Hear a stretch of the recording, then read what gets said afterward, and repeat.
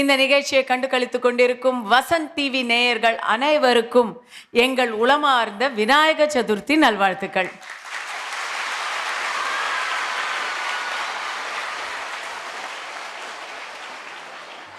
பாலும் தெளித்தேனும் பாகும் பருப்பும் இவை நான்கும் கலந்துனக்கு நான் தருவேன்.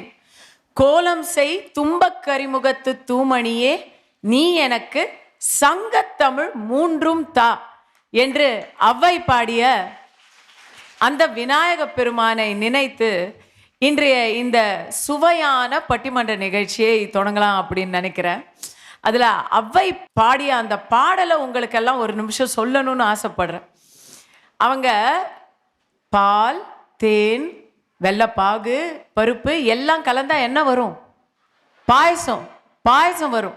அவ்வளவு இனிப்பான ஒரு விஷயத்த 4 விஷயத்த விநாயக பெருமானுக்கு கொடுக்குறாங்களாம். பதிலுக்கு 3 தான் கேட்குறாங்க. 4 தந்துட்டாங்க, பதிலுக்கு 3 தான் கேட்குறாங்க. ஆனால் அந்த 3 விஷயம் என்னன்னா, எந்த ஒரு வெள்ளைப்பாகையும் தேனையும் விட இனிப்பான சுவையான மிகுந்த மகிழ்ச்சி அளிக்கக்கூடிய ஒரு 3 விஷயம், அது தமிழ், சங்கத்தமிழ், இயல், இசை, நாடகம் 3ஐயும் தானே கேட்குறாங்க. அப்படிப்பட்ட இனிமையான தமிழ் மழையில் நனைவதற்காகவே இன்றைய பட்டிமன்றம் உருவாகி இருக்கு. அருமையான தலைப்பு. ஒருவர் வெற்றி பெற அவங்களுக்கு ஏதுவாக இருப்பது எது? குடும்ப சூழ்நிலையா? பிறந்தது வளர்ந்தது அவங்க அப்பா யாருன்னு தெரியுமா அப்படின்னு சொல்கிற ஒரு பெருமை, பரம்பரை பெருமை, இப்படி அவங்க பேக்ரவுண்டான ஆளுப்பா, அதான் அவங்க அப்பா சிபாரிசில் வந்துட்டாங்க, அவங்க ஃபேமிலி பெரிய ஃபேமிலி, அதனால் அவர் வெற்றி பெற்றுட்டார், அப்படி சொல்கிறது உண்மையா? இல்லை. சமுதாய சூழலா? ஒருவர் எங்கே பிறந்திருந்தாலும் கடைசியில் எப்படி வெற்றி பெறுவார் அப்படிங்கிறது அவருடைய சொந்த முயற்சி மற்றும் சமுதாயம் அவருக்கு கொடுக்கக்கூடிய ஆதரவில் தானே இருக்குது அப்படின்னு 2 பக்கம் 2 வாதங்களை எடுத்துக்கொண்டு 4 மிக சிறப்பான பேச்சாளர்கள் நம்மிடையே வந்திருக்காங்க. இதில் எனக்கு இங்கே கும்பகோணத்தில் நடக்கக்கூடிய இந்த பட்டிமன்றத்தை பற்றி முதல்ல என்னுடைய பாராட்டுக்களையும் பெருமையும் நான் தெரிவிச்சுக்கிறேன். வசந்த் நேயர்கள் அனைவரும் இதை தெரிஞ்சுக்கணும். நாங்கள் இன்றைக்கி இந்த பட்டிமன்றத்தை உங்களுக்கு எங்கேருந்து கொண்டு வரோம்னா, கும்பகோணம் இதயா மகளிர் கல்லூரியிலிருந்து கொண்டு வரோம்.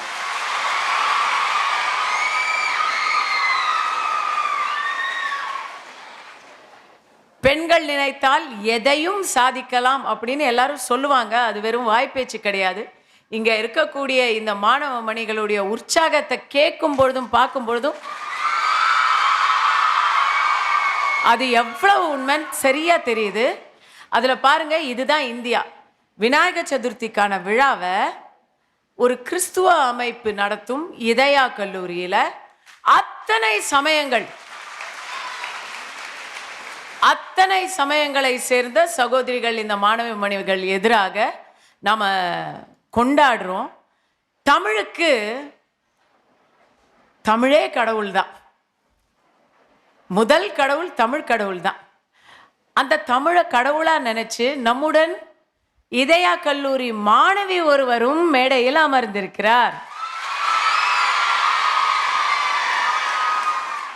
அவர் தான் இன்னைக்கு நம்முடைய முதல் பேச்சாளர்.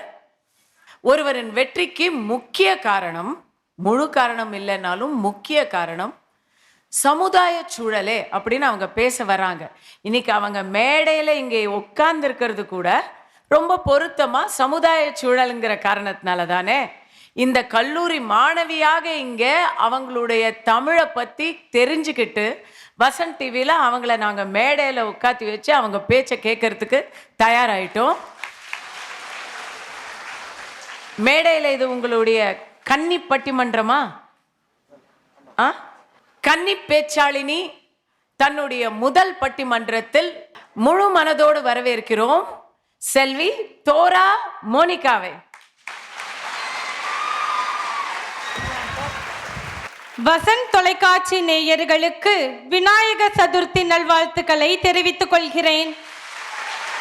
பல பன்மொழி குடும்பங்களுக்கு தாய்மொழியாய் விளங்கும் சரித்திர மொழியே, சமூக மொழியே, என் சங்க தமிழே, உன்னை வணங்குகிறேன்.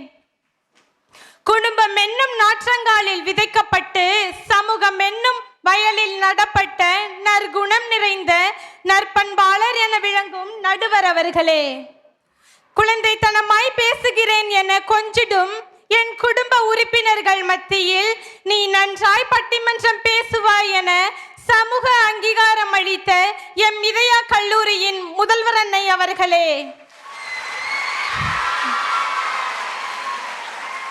வீடு பசித்தவனுக்கு மீனை கொடுக்கும், ஆனால் சமுதாயம் தூண்டிலை கொடுத்து வாழ்நாள் பசியை போக்கும் என நிரூபிக்க வந்துள்ள எனதனி பேச்சாளர்களே, சமூகம் வகுத்த பாதையில் சென்று கொண்டு வெற்றி வாகை சூடிக்கொண்டு குடும்பமே என பேச வந்திருக்கும் எதிரணி பேச்சாளர்களே, ஆன்றோர்களே, சான்றோர் பெருமக்களே, உங்கள் அனைவரையும் வணங்கி என் உரையை தொடங்குகிறேன்.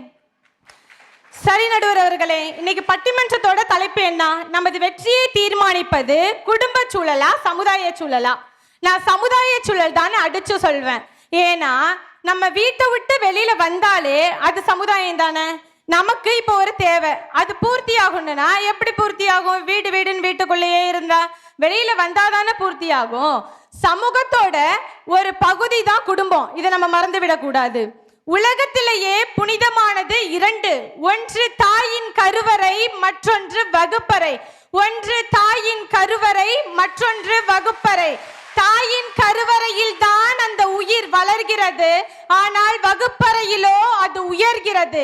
தாயின் கருவறையில் தான் அது வளர்கிறது, வகுப்பறையிலோ அது உயர்கிறது. என்னதான் நீங்க கருவறையில பாதுகாப்பா இருந்தாலும் உங்களை உயர்த்தி பார்க்கறதுன்றது அந்த சமுதாயம் தான் நடுவர் அவர்களே.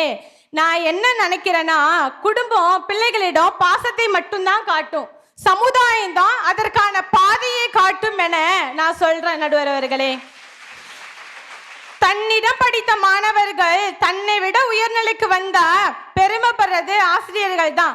என்னதான் உங்க அப்பா அம்மா உங்களை படிக்க வச்சிருந்தாலும் உங்களுக்கான மதிப்பீட்டை தர்றதுன்றது சமுதாயம் தானே நடுவர் அவர்களே. சரி, உங்க பிள்ளையே ஒரு 10ஆம் வகுப்பு படிச்சிருக்கான், அவனுக்கு நீங்களே நல்ல மார்க் எடுத்திருக்கான்னு சொல்லிட்டு வீட்டுக்குள்ளேயே வச்சு மதிப்பெண் சீட்டும் நீங்க விருதும் வழங்கிக்க முடியுமா? அது ஏத்துக்க முடியாது தானே. அப்ப உங்களை அங்கீகரிக்கிறதுன்றது சமுதாயம் தான் நடுவர் அவர்களே. சமுதாயம் ஒரு பலாப்பழ போலதான், வெளில இருந்து பார்த்தா முள்ளு குத்ததான் செய்யும், உள்ள வந்து பாருங்க எவ்வளவு சுவையா இருக்குன்னு. நடுவர் அவர்களே, நான் நிறைய பேசுவேன். எங்க பேசுவேன்னு கேக்குறீங்களா? வீட்டில் பேசுவேன், பக்கத்து வீட்டில் பேசுவேன், காலேஜில் பேசுவேன். யாரு கிளாஸ்ல நல்லா பேசுவானா என்னதான் எழுப்பி விடுவாங்க. எங்க ஊர் கிழவிங்களாம் நீ நல்லா வாயடிக்கிற, நீ வாயாடி அப்படின்னு சொல்லுவாங்க. அப்ப அங்க வந்து எனக்கு பேசுனா வாயாடின்ற பட்டம் கிடைச்சிச்சு. அப்ப நான் இங்க வந்து பேசுறேன். இப்ப இந்த பட்டிமன்ற பேச்சாளர் தானே என்ன சொல்லும். அப்ப எனக்கு சமூகம் தானே இந்த இடத்த கொடுத்துச்சு நடுவர் அவர்களே. அப்ப என் வெற்றியை தீர்மானிச்சது சமூகம் தானே. நான் ஒரு குட்டி கதை சொல்றேன் கேளுங்க. ஒரு பையனை அவங்க அம்மா ஸ்கூலுக்கு அனுப்பி வைக்கிறாங்க. அவனும் போயிட்டு வரான். போயிட்டு வந்தோடனே அவங்க மாமா வந்து வீட்டுக்குள்ள இருக்காங்க. உடனே வந்து மாமா, என்ன மாமா நல்லா இருக்கீங்களா அப்படின்னு கேட்குறான். உடனே மாமா அவங்க அம்மாவை பத்தி கேட்குறாங்க. இப்பதான் சொன்னேன், ஏதோ இங்கிலீஷ் மீடியத்துல படிக்க வச்சேன், ஊர்லயே அவ்வளோ பெரிய ஸ்கூலு, அப்படி இப்படின்னு ஏதோ சொன்னேன், ஒரு அங்கிள்னு கூட கூப்பிட தெரியல அப்படின்னு கேட்குறாங்க. எல்லாவற்றையும் நம்மிடம் எதிர்பார்ப்பது குடும்பம், எந்த எதிர்பார்ப்பும் இல்லாமல் பழகுவது சமூகம் தானே நடுவர் அவர்களே. உங்களையே நம்ம எடுத்துக்கோம். நீங்க நல்லா நடிக்கிறீங்க, நல்லா ஆடுறீங்க, நல்லா பாடுறீங்க, அதுக்கெல்லாம் காரணம் அம்மா அப்பாவா இருக்கலாம். நீங்க இப்போ ஒரு நல்ல நடிகன்னு வெளியில தெரியுதுன்னா அதுக்கு சமுதாயம் தான் நடுவர்களை காரணம். நீங்க இல்லைன்னு சொல்ல முடியுமா? அனுபவ வழியை தருவது சமுதாயமே தவிர வீடு இல்லை. வீடு நீச்சல் போட கற்றுத்தரும், ஆனால் சமுதாயம் தான் எதிர்நீச்சல் போட கற்றுத்தரும் நான் சொல்றேன் நடுவர் அவர்களே. இந்த பஞ்சு நல்லா இருக்கு. இது ஒண்ணு சொல்றேன், நல்லா கேளுங்க. உங்களை குடும்பம் ஒரு பிள்ளையா பார்க்கும், ஒரு தாயா பார்க்கும், ஒரு நல்ல மனைவியா பார்க்கும், ஒரு நல்ல மருமகளா பார்க்கும். ஆனா சமுதாயம் தான் உங்களை சாதனையாளரா பார்க்கும், மாத்தவும் செய்யும். உங்களுக்கு குடும்பம் எல்லாம் கொடுக்கிற பட்டம், உங்களுக்கு உயரிய பட்டத்தை கொடுப்பதுன்றது சமுதாயம் தான் நடுவர் அவர்களே. மேரிகோம் கதை யார் யாருக்கெல்லாம் தெரியும்? மேரிகோம் வந்து குத்துச்சண்டை வீரர். அவங்க சின்ன வயசுலயே கஷ்டப்படுற குடும்பத்திலிருந்து வந்தவங்க தான். முதல் பெண் அவங்க வீட்டிலேயே அவங்க தான். அவங்க இப்போ ஸ்கூல் படிக்கிறதுல இருந்தே ஹாக்கி, கபடி அப்படின்னா விளையாட்டுனா ரொம்ப பிடிக்கும். அப்படி இருந்தவங்க ஒரு நாள் என்ன நினைச்சாங்கன்னா, நான் ஒரு குத்துச்சண்டை வீரரா மாறணும் அப்படின்னு நினைக்கிறாங்க. அங்க வந்து மணிப்பூர்ல டிங்காங்கேங்கிறவங்க வந்து குத்துச்சண்டையில தங்கப்பதக்கம் வென்றிருக்காங்க. அப்போ சமூகம் ஃபுல்லா அவங்கள பெருமையா பேசுறாங்க. அதை பார்த்து மேரிகோம்க்கு ஒரு எண்ணம், நானும் இதை போல சமுதாயத்துல ஒரு நல்ல நிலைமைக்கு வரணும் அப்படின்ட்டு ஒரு எண்ணம். திரும்பியும் முயற்சி செய்யறாங்க, குத்துச்சண்டை விளையாடுறாங்க. ஆனாலும் குடும்பம் இடையிலேயே எதிர்ப்பு தெரிவிக்குது. என்ன எதிர்ப்புனா, நீ பொம்பளை பிள்ளை, நீ வீட்டில தான் இருக்கணும், நீ கல்யாணம் பண்ணிக்கணும், கல்யாணம் பண்ணாதான் பொம்பளை பிள்ளை, வீட்டில் அப்படிதான் இருக்கணும் அப்படின்னு சொல்றாங்க. அப்ப இருந்தாலும் கூட அவங்க வந்து நான் விளையாண்டே தீருவேன் அப்படின்னு சொல்லிட்டு விளையாடுறாங்க. விளையாண்டுக்கிட்டே இருக்கிறாங்க. இடையிலேயே கல்யாணம் ஆகுது. கல்யாணம் ஆகி குழந்தையும் பிறந்துடுது. திரும்பியும் அவங்க குடும்பம் எதிர்ப்பு தெரிவிக்குது. நீ போவாத, குத்துச்சண்டைக்கெல்லாம் போவாத அப்படின்னு சொல்லிட்டு திரும்பியும் அவங்க முயற்சி செஞ்சு விளையாடி தங்கப்பதக்கம் வெல்றாங்க. அப்ப இதுல இருந்து என்ன தெரியுது நடுவர் அவர்களே? தடைகளை சொல்வது குடும்பம், தடைகளை தாண்ட செய்வது சமூகம். அவங்க திறமையை பாராட்டி ஒரு அங்கீகாரம் கொடுத்ததுனால தானே இன்னைய வரைக்கும் நம்ம சமுதாயத்தில் அவங்கள பத்தி பேசுறோம். அப்ப அதற்கு காரணம் சமுதாயம் தான் நடுவர் அவர்களே. இன்று உறவினர்கள் செய்த உறுப்பு தானத்தால் உயிர் வாழ்பவர்களை விட நண்பர்களும் சமூக சேவகர்களும் செய்த இரத்த தானத்தால் உயிர் வாழ்பவர்கள் தான் அதிக நபர்கள் என்பதை மறந்துவிடக் கூடாது. நம்ம ஆங்கிலேயரின் ஆயுதப்படையை அழிக்க தனிப்படை வைத்த தனி பெரும் போராளி வீர மங்கை வேலு நாச்சியார் உலகிற்கு நீதியை நிலைநாட்ட வேண்டும் என்று முதல் பெண் நீதிபதியான அண்ணா சாண்டி, அமைதிக்காக நோபல் பரிசு பெற்ற அன்னை தெரசா, வட்டத்தை விட்டு வெளியில் வந்து பலரின் வாட்டத்தை போக்க அரசியலில் களமிறங்கிய முதல் பெண் பிரதமர் இந்திரா காந்தி, விண்வெளியில் முதலில் தரம் பதித்த கல்பனா சாவ்லா, தன் திறமை உலகிற்கு தெரிய வேண்டும் என்று முதலில் பேருந்து ஓட்டிய வசந்தகுமாரி, இவங்களெல்லாம் பத்தி இன்னைய வரைக்கும் பேசுறோம்னா அவங்களுக்கு ஒரு அங்கீகாரத்தை கொடுத்ததுன்றது இந்த சமுதாயம் தான். இல்லைன்னு சொல்லிட முடியுமா? அவங்களுக்கு ஒரு நல்ல அங்கீகாரத்தை கொடுத்து அவங்களுக்கு ஒரு பட்டத்தை கொடுத்தது சமுதாயம். அப்ப வெற்றியை தீர்மானிச்சது சமுதாயம் தானே நடுவர் அவர்களே.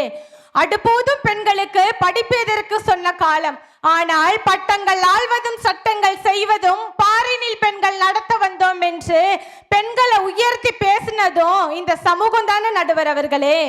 வீட்டில் வம்பாய் அடைப்பட்டு வீணாய் தம் சிந்தனையை சிதறடிக்காமல் நாட்டிற்குள் வந்து நல்ல உலகம் படைப்போம் என வாழ்த்தி நம்முடைய வெற்றியை தீர்மானிப்பது சமூகமே என கூறி மாதா பிதா குரு தெய்வம் பேச பழக்கிய மாதாவுக்கும் பேச்சு பிழை நீக்கிய பிதாவுக்கும் பேச்ச நாகரிகம் கற்றுக் கொடுத்த குருவுக்கும் இந்த பட்டிமன்றத்தில் எனக்கு வாய்ப்பளித்த தெய்வத்திற்கும் நன்றி கூறி மீண்டும் ஒரு முறை நமது வெற்றியை தீர்மானிப்பது சமுதாயமே சமுதாயமே என அடித்து கூறி நல்லதொரு தீர்ப்பை எதிர்பார்த்து என்னிடம் அமர்கிறேன். நன்றி, வணக்கம். உண்மையா சொல்லுங்க மோனிகா, இதான் உங்களுடைய முதல் மேடையா? உண்மையாவே வா, ரொம்ப பிரமாதமா பேசிட்டீங்க. இவ்வளோ ஒரு ஸ்டேஜ் ஃபியரே இல்லை.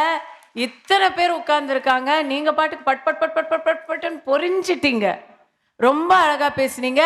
அந்த பேச்சுக்காகவே உங்களுக்கு எக்ஸ்ட்ராவா நான் கொஞ்சம் மதிப்பெண்கள் கொடுத்துடலான்னு தோணுது. ஆனா நீங்க பேசும்போது சில கருத்துக்கள் கேள்விகளும் வந்தது. நீங்க சொன்னீங்க இல்லையா, அன்னை தெரசா பேரை சொன்னீங்க, வசந்தகுமாரி பேர் சொன்னீங்க, கல்பனா சாவ்லா பேர் சொன்னீங்க, அதே போல் இந்திரா காந்தி அம்மையாரோட பேர் சொன்னீங்க. இந்திரா காந்தி அம்மையார் தனி ஆள் கிடையாது. அவங்களுக்கு ஜவஹர்லால் நேரு என்ற மிகப்பெரிய ஒரு பலம் அவங்களுக்கு தந்தையாக கிடைச்ச பாக்கியம். மோதிலால் நேரு அவங்களுடைய சுற்றுச்சூழல் குடும்பம் எல்லாருமே வந்து சுதந்திர போராட்ட வீரர்கள், அரசியல்வாதிகள். அப்படிப்பட்ட இடத்துல கம்பன் வீட்டு கட்டுத்தெரியும் கவிப்பாடும்னு சொல்லுவாங்க.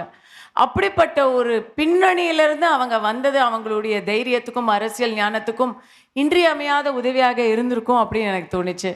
இப்போது நோபல் பிரைஸ் வாங்கினவங்களெல்லாம் பற்றி பேசணும்னா மலாலா யூசுப்ஸாயும் நோபல் பிரைஸ் வாங்கியிருக்கு. பார்த்தீங்களா? உலகத்திலேயே ரொம்ப சிறிய வயதில் வாங்கி நோபல் பிரைஸ் கிடைத்தது என்றது மலாலா யூசுஃப்சாய்க்கு. அவங்களுக்கு சமுதாயம் தான் அவங்கள படிக்காதன்னு சொல்லிச்சு. வீடு அவங்கள படிக்க எதிர்ப்பு சொல்லலை. அவங்க இருந்த நாட்டில் படிக்கக்கூடாதுன்னு கன்னை வச்சு சுட்டுப்பிட்டான். அவங்கள படிச்சே தீரணும்னு, எப்பாடுபட்டாவது படிச்சே தீரணும்னு அவங்கள காப்பாற்றிக்கிட்டு ஓடினது அவங்களுடைய தந்தை. அந்த தந்தையுடைய பின்னணியும் அந்த தந்தையுடைய அர்ப்பணிப்பும் இல்லாம இன்னைக்கு அந்த மலாலா யூசுஃப்சாய் என்ற பெண் உயிர் வாழ்ந்திருக்கவே முடியாதே. இப்படி உங்களுடைய சமுதாய நோக்கு என்பது சரியா இருக்குன்னு தோணுற அதே வேளையில குடும்ப பின்னணியை ஒட்டுமொத்தமாக நீங்கள் திறமையை வளர்த்தாதானே வெற்றி வரும். அந்த திறமையை வளர்க்கவே ஒரு குடும்பத்தின் ஆதரவு தேவை இல்லையா அப்படின்னு எனக்கு தோணுச்சு. ஆனால் இதையெல்லாம் நான் கேட்கறத விட குடும்ப சூழலே அப்படின்னு அடித்து பேச 2 ஆண் பேச்சாளர்கள் வந்திருக்காங்க. அது என்னன்னு தெரியல. பெண்கள் 2 பேரும் எங்களுக்கு குடும்பமே சரியில்லை, சமுதாயம் தான் சரியா இருக்குதுன்னு பேசுகிறாங்க. ஆனால் ஆண்கள் ஃபேமிலி லைஃப் இருந்தால் தான் நாங்கள் முன்னேற முடியும் அப்படின்னு அவங்கள பற்றி பேச போகிறாங்களா இல்லை அவங்களுடைய குடும்பத்தினரை பற்றி பேச போகிறாங்களான்னு எனக்கு கேட்க ஆவலாக இருக்குது.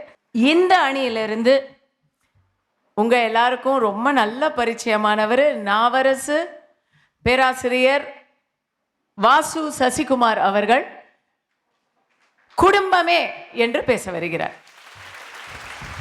அன்பிற்கினியவர்களே, உலக அதிசயங்கள் 7 என்று சொல்லுவார்கள். அப்படிதானப்பா? உலக அதிசயங்கள் 7 என்று சொல்லுவார்கள். சத்தியமாய் எனக்கு அதில் உடன்பாடு இல்லை. உலக அதிசயங்கள் 7 என்று சொல்லுவார்கள்.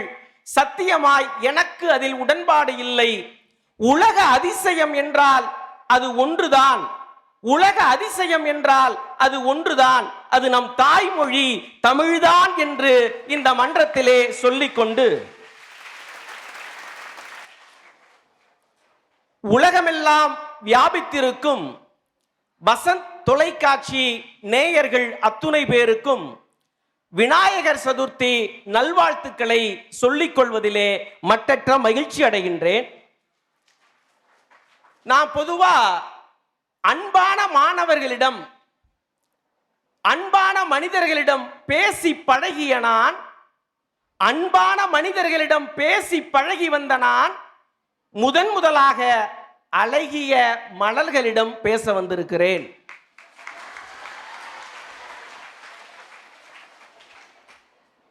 எங்கள் நற்றமிழ் நாயகி நடுவருக்கு உங்களுடைய பலத்த கரவொளி மூலம் வாழ்த்துக்களையும் வணக்கங்களையும் நன்றிகளையும் சொல்லிக்கொண்டு, இது விநாயகர் சதுர்த்தி பட்டிமன்றம். அதனால இந்த தலைப்பை நான் போய் விநாயகர்கிட்டயே கேட்கிறேன். நாரதர் ஒரு பழத்தை கொண்டு வந்தார். நாரதர் ஒரு பழத்தை கொண்டு வந்து இது யாருக்கு வேணும்னு கேட்டார். முருகப்பெருமான் சொன்னாரு எனக்கு தான் வேணும். விநாயகர் சொன்னார் இல்ல இல்ல அது எனக்கு தான் வேணும்னு சொன்னார். உடனடியா ஒரு போட்டி அறிவிச்சாங்க. இந்த உலகத்தை யாரு சுத்தி வராங்களோ அவங்களுக்கு தான் இந்த வெற்றிக்கனி ஞானப்பழம்னு சொல்லி முடிவு பண்ணியாச்சு. உடனடியா முருகப்பெருமான் மயில் மேல ஏறிக்கிட்டு இந்த உலகத்தை சுற்றி வரவத்துக்கு புறப்பட்டுட்டார். விநாயகர் என்ன பண்ணார்னா நாரதர்ட்ட போய் கேட்டார், அம்மையப்பன்னா யாரு, அப்பா அம்மன்னா யாரு, இந்த உலகம்னா என்ன அப்படின்னு நாரதர்ட்ட கேட்டதுக்கு நாரதர் சொன்னாரு, அம்மையப்பன் தான் உலகம், உலகம்தான் அம்மையப்பன்னு நாரதர் சொன்னார். உடனடியா விநாயகர் என்ன பண்ணார்னா தன்னுடைய அம்மையப்பனாக அப்பாவும் அம்மாவுமாக இருக்கக்கூடிய சிவபெருமானையும் பார்வதியும் சுற்றி வந்து அந்த வெற்றிக்கனியை பறித்தார் என்று சொன்னால், உலகத்தை சுத்தி வந்த முருகனுக்கு வெற்றிக்கனி கிடைக்கல, இந்த உலகமே என்னுடைய அப்பாவும் அம்மாவும் தான் சொன்ன விநாயகருக்கு தான் அந்த வெற்றிக்கனி கிடைச்சிருக்குன்னா நம்மளுடைய வெற்றியை தீர்மானிப்பது குடும்பமா சமுதாயமா? இதான் எங்களுடைய கேள்வி. அப்புறம் உங்க கல்லூரி மாணவி அழகா சொன்னாங்க, தாயின் கருவறை ஆசிரியரின் வகுப்பறை. என்னாம ஒண்ணும் இல்ல, ஒரு வாத்தியாரே ஞாயிற்றுக்கிழமை மத்தியானம் நல்லா சாப்பிட்டுட்டு வெத்தலை பாக்கு வாங்கலான்னு ஒரு கடைக்கு போனாருங்க. போன இடத்துல பார்க்கிறாரு, ஆச்சரியம்.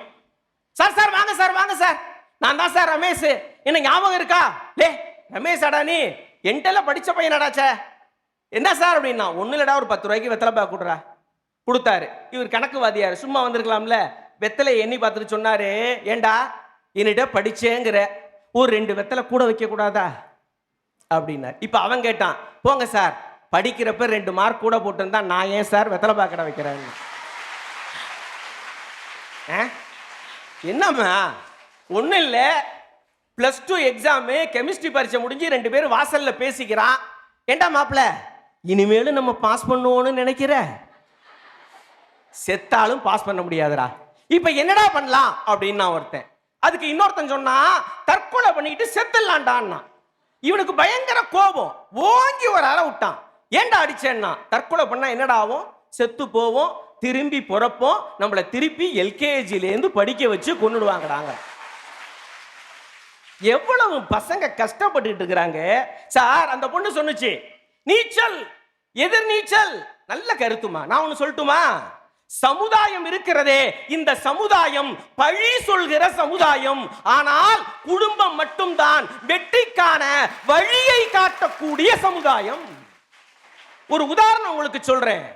ஒரு பள்ளிக்கூடத்துல ஒரு பையனை கூப்பிட்டு அந்த பள்ளி நிர்வாகம் ஒரு கடிதத்தை கொடுத்து, இத போய் உன்னுடைய அம்மாட்ட கொடு, நீ பிரிச்சு படிக்க கூடாதுன்னு சொல்லி அந்த பையன்கிட்ட ஒரு கடிதத்தை கொடுத்தார்கள். அந்த பையன் நேரா போய் அம்மாட்ட கொடுத்த, அம்மா இன்னைக்கு ஸ்கூல்ல இந்த கடிதத்தை கொடுத்தாங்க, உன்கிட்ட கொடுக்க சொன்னாங்கன்னா. அந்த அம்மா பிரித்து படிச்சுட்டு, என்னம்மா எழுதியிருக்குன்னா, ஒன்னும் இல்லப்பா, உன்னுடைய அறிவுக்கு ஏற்ற ஆசிரியர்கள் அந்த பள்ளிக்கூடத்துல இல்லையா, அதனால நான் என்னையே உனக்கு சொல்லிக் கொடுக்க சொல்லிட்டாங்கன்னு சொல்லி அந்த அம்மா தனக்கு தெரிந்த விஷயங்களை எல்லாம் பையனுக்கு சொல்லி கொடுத்தா. பழைய புத்தக கடைக்கு அழைச்சிட்டு போய் புத்தகங்கள்லாம் வாங்கி கொடுத்தா. அவன் படித்தான் படித்தான், உலக படிப்புகளை எல்லாம் படித்து இன்று அறிவியல் கண்டுபிடிப்புகளில் நிறைய கண்டுபிடிப்புகளை கண்டுபிடித்த தாமஸ் ஆல்வா எடிசன் என்பவன் தான் அந்த மாணவன். அதோட நிக்கலிங்க, மிகப்பெரிய விஞ்ஞானியானா. அம்மா இறந்து போயிட்டாங்க. மிகப்பெரிய ஒரு வீடு கட்டினா. பழைய வீட்டில் இருக்கக்கூடிய பொருட்களை எல்லாம் கொண்டு போய் அந்த புது வீட்டில் ஒன்று ஒன்றா கொண்டு போய் வச்சான். அப்ப அடுப்பாங்கரையில் இருந்து ஒரு கடிதம் கிடைத்தது அவனுக்கு. ஏற்கனவே அந்த பள்ளியினுடைய நிர்வாகம் கொடுத்த கடிதம் அது. எடுத்து பிரிச்சு பார்க்கிறான். அதுல என்ன தெரியுமா எழுதி இருந்துச்சு? மூளை வளர்ச்சி குன்றிய உங்கள் பிள்ளையை இனி பள்ளிக்கு அனுப்ப வேண்டாம் என்று எழுதி இருந்தது. அதற்கு கீழே எடிசன் என்ன வாக்கியத்தை எழுதினான் தெரியுமா? மூளை வளர்ச்சி குன்றிய ஒரு குழந்தையை படிக்க வைத்து விஞ்ஞானியாக்கி அழகு பார்த்தால் படிக்காத என்னுடைய ஏழை தாய் எடிசனின் தாய் என்று எழுதியிருந்தார். அது இன்னைக்கும் பாதுகாப்பா இருக்குமா? நீங்க புரிஞ்சுக்கணும் சார். இந்த சமுதாயத்துக்கு ஒரு கெட்ட பழக்கம் இருக்குங்க. என்ன தெரியுமா? வெற்றி பெற்றவனை தலைமையில வச்சு கொண்டாடும். உண்டா இல்லைங்களா? வெற்றி பெற்றவனை தலைமையில வைத்து கொண்டாடும். ஆனால் தோல்வி அடைந்தவனை கண்டுகாதுங்க உங்க சமுதாயம். ஆனால் தோற்றவனை கூட தேற்றி பார்த்து அழகு பார்ப்பது எது என்று சொன்னால் அது எங்களுடைய குடும்பம் தானங்க. உண்டா இல்லையா சார்? என்ன தெரியுமா? குடும்பத்துல உள்ள ஒவ்வொருத்தரும் என்ன நினைக்கிறான்னா, அடுத்தது என்ன பண்ணலாம், அடுத்தது என்ன பண்ணலாம், அடுத்தது என்ன பண்ணலாம்னு குடும்பத்தில் உள்ளவன் நினைப்பான். ஆனா சமுதாயத்தில் உள்ளவன் அடுத்தவனை என்ன பண்ணலாம், அடுத்தவனை என்ன பண்ணலாம், அடுத்தவனை என்ன பண்ணலாம் நினைக்கிறீங்க. இந்த சமுதாயத்துக்கு ஒரு பெரிய கெட்ட பெயர் என்ன தெரியுமாங்க? என்ன பண்ணுவான்? தனக்கு ஒரு பிரச்சனைன்னு வச்சுங்களேன், தனக்கு ஒரு பிரச்சனை வந்துருச்சு அப்படின்னா, என்ன ஆண்டவன் சோதிக்கிறாரு அப்படின்பா. அதே பக்கத்து வீட்டுக்காரனுக்கு ஏத்த வீட்டுக்காரனுக்கு ஒரு பிரச்சனை வந்துருச்சுன்னு வச்சுங்களேன், என்ன வேற மாதிரி சொல்லுவான், செஞ்ச பாவத்துக்கு அனுபவிக்கிறான்.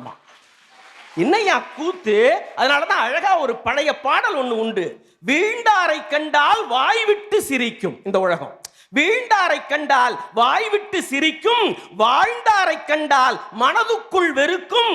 இல்லாது கேட்டால், பணம் இல்ல, இல்லாது கேட்டால் ஏளனம் செய்யும். இருப்பவன் கேட்டால் நடிப்பென மறுக்கும். வாழ்ந்தாலும் ஏசும், தாழ்ந்தாலும் ஏசும், வையகம் இதுதானடா. தான்னு சொன்னது 2 டா இருக்குல்ல, அதனால சொன்னேன் சார். ஒன்றும் வேணாம். நம்ம சமுதாயம் செய்யக்கூடிய மிகப்பெரிய உதவி என்ன தெரியுங்களா? பைக்ல போயிட்டே இருப்போம் சார். நமக்கு எய்த்தாப்புல ஒரு பெரிய உதவி பண்ணுவான். அந்த பக்கம் போவாதே, போலீஸ் ஹெல்மெட்டை பிடிக்குது. இதுதான் நீங்க செய்யற உதவியா? என்னங்க நான் கேக்குறேன். தலை போற பிரச்சனை இல்ல அது, தலைக்கு மேல ப்ராப்ளம் வரக்கூடாதுன்னு ஒரு நல்ல நேரத்துல சொல்றாங்க. இதுல என்னன்னா அந்த அம்மா சொல்லுது, என்னை பள்ளிக்கூடத்திலே என்னை கல்லூரியிலே பேச வைத்திருக்கிறார்கள். ஏமா உனக்கு நீ கல்லூரியில படிக்கிற வரைக்கும் எவ்வளவு பிரச்சனை இருக்கு தெரியுங்களா? ஒண்ணும் இல்ல, காலையில ஒரு பெண் பிள்ளை 8 மணிக்கு கிளம்பி ஆபீஸுக்கோ இல்ல கல்லூரிக்கோ இல்ல ஒரு துணி கடைக்கோ வேலைக்கு போயிட்டு திரும்ப வீட்டுக்கு வரத்துக்குள்ள அவ படக்கூடிய பாடு இருக்கிறதே பெரும்பாடு என்பதை நீங்கள் மறந்து விடாதீர்கள். ஒரு பெண்ணு கவிதை எழுதுனா, டெய்லி பஸ்ல போயிட்டு வர போல இருக்கு. அவ எழுதுனா, பஸ்ஸில் இடிபாடு, திரும்பி பார்க்கிறேன் பக்கத்தில் தடிமாடு, இதுதான் பெண்கள் படும் பாடு, பண்பாடு இங்கே கெட்டு போச்சுன்னு எழுதுனா. இதுல பெரிய அதிசயம் என்னன்னா, ஒரு பெண் குழந்தை வீட்டுக்கு ஒரு 7 மணி 8 மணிக்கு வரக்கூடியவ ஒரு அரை மணி நேரம் லேட் ஆயிடுச்சுன்னா அப்பக்காரனுக்கு தெரியும் ஏதோ லேட்டு அப்படின்னு தன் பெண் மீது நம்பிக்கை வைப்பான். சரி நீ கொஞ்சம் லேட் ஆயிடுச்சு. ஆனா தெருவுல 2 கேள்வி உட்கார்ந்துருக்கிறோம். பத்தியா காலையில பேக மாட்டிட்டு போனாப்பா, இப்ப 7 மணிக்கு நேத்து வந்தா இன்னைக்கு 8 மணிக்கு தான் வரா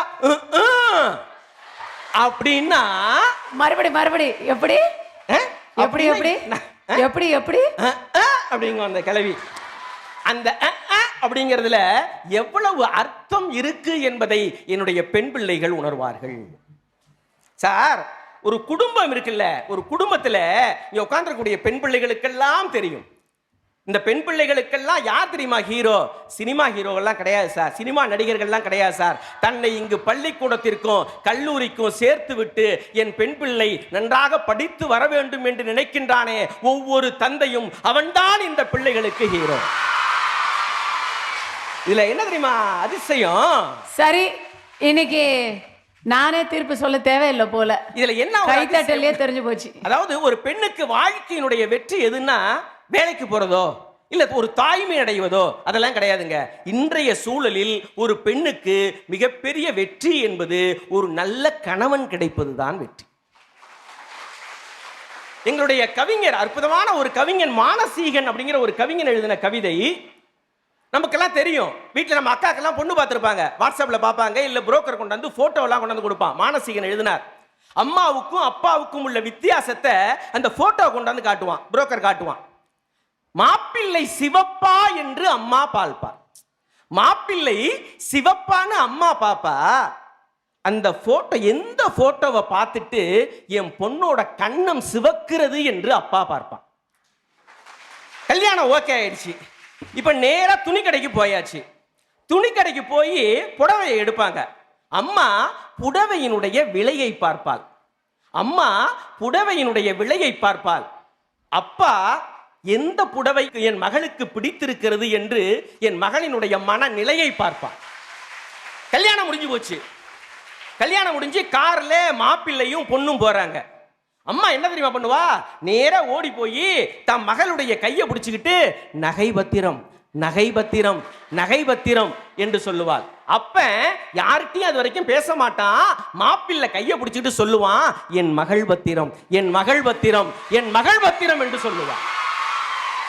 ஒரு 3 மாசம் ஆனதுக்கு அப்புறம் அம்மா கேட்பா, வயிற்றுல ஏதாவது புழு பூச்சி வந்துடுச்சான்னு அம்மா கேட்பா. அப்பா கேட்பான், உன்னுடைய மனதிற்குள் மாப்பிள்ளை வந்து விட்டாரா என்று அப்பன் கேட்பான். இப்ப அந்த கவிதையை எப்படி முடிக்கிறான்னா, இப்ப அப்பாவும் இல்லை அம்மாவும் இல்லை. அந்த பெண் சொல்றா, என் அம்மாவை நினைத்தால் எனக்கு அழத் தோன்றுகிறது, ஆனால் என் அப்பாவை நினைத்தால் தொழத் தோன்றுகிறது என்று சொல்கிறாளே, அதை விட. அதனாலதான் சார் ஒரு கவிஞன் அழகா சொன்னா, அப்பாவின் அருந்த செருப்பில் அப்பாவின் அருந்த செருப்பில் எனக்கு வறுமை தெரியவில்லை, அப்பாவினுடைய அருந்த செருப்பில் எனக்கு வறுமை தெரியவில்லை, அலைந்து திரிந்து எனக்கு வரன் தேடிய களைப்பு தெரிந்தது என்று ஒரு பெண் சொல்கிறாள் என்று சொன்னால், அப்பாவை விட உலகத்துல என்னங்க இருக்குது? அப்பன் என்ற சொல்லுக்கு ஆண்டவன் என்று அர்த்தமடா. அப்பன் என்ற சொல்லுக்கு ஆண்டவன் என்று அர்த்தமடா. அந்த ஆண்டவனே வந்தாலும் அப்பனுக்கு ஈடு ஆகாதடா. வேகாத வெயிலிலே வெந்தாலும் வேகாத வெயிலிலே வெந்தாலும் சாகாது உன்னை காப்பானடா. தூக்காத சுமைகள் தூக்கி தூக்கி தூக்க முடியாத சுமைகளை தூக்கி தூக்கி சிகரத்தில் கொண்டு சேர்ப்பானடா. காலில் முள்ளு குத்தினாலும் உன்னை தோளில் சுமந்து காப்பானடா. யமனே எதிர்த்து வந்தாலும் எதிர்த்து நின்று காப்பானடா உன் தகப்பன் என்று சொன்னால் அந்த அப்பாவையும் அம்மாவையும் தவிர உங்களுக்கு என்னங்க இருக்குது? ஒரே ஒரு எடுத்துக்காட்டோட நான் இந்த பேச்சுக்கு முற்றுப்புள்ளி வைக்கலாம்னு நினைக்கிறேன்.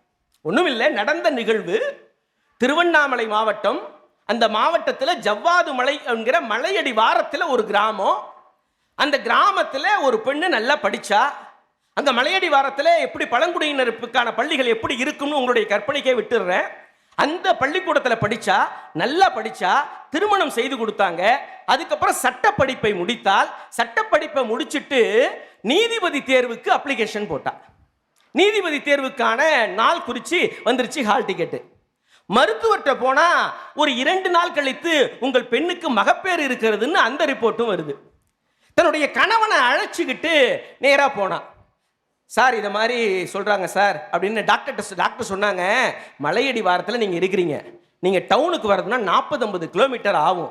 இந்த சூழலை நீங்க போனீங்கன்னா தாய்க்கும் சேய்க்கும் ஆபத்துன்னு சொன்னாங்க. அப்பதான் அந்த கணவன் சொன்னா, நான் என்ன வேலை பார்க்குறேன் தெரியுமா டாக்டர்னா? தெரியுதுமா சொல்லுப்பான்னாங்க. நான் ஆம்புலன்ஸ் டிரைவரு, எத்தனையோ உயிர்களை ஓடி ஓடி ஓடி காப்பாற்றியிருக்கிறேன், என்னுடைய மனைவியை காப்பாற்றாமல் விட்டு விடுவேனா என்று சொல்லி ஆம்புலன்ஸில் அழைச்சிட்டு போய் நீதிபதி தேர்வை எழுதி முடிச்சுட்டு வந்து பிரசவம் பார்த்து ஒரு ஆண் குழந்தையும் பெற்றெடுத்திருக்கிறான். இதில் மிகப்பெரிய சாதனை என்னன்னு சொன்னா, சமீபத்தில் தான் அந்த ரிசல்ட்டை வெளியிட்டாங்க.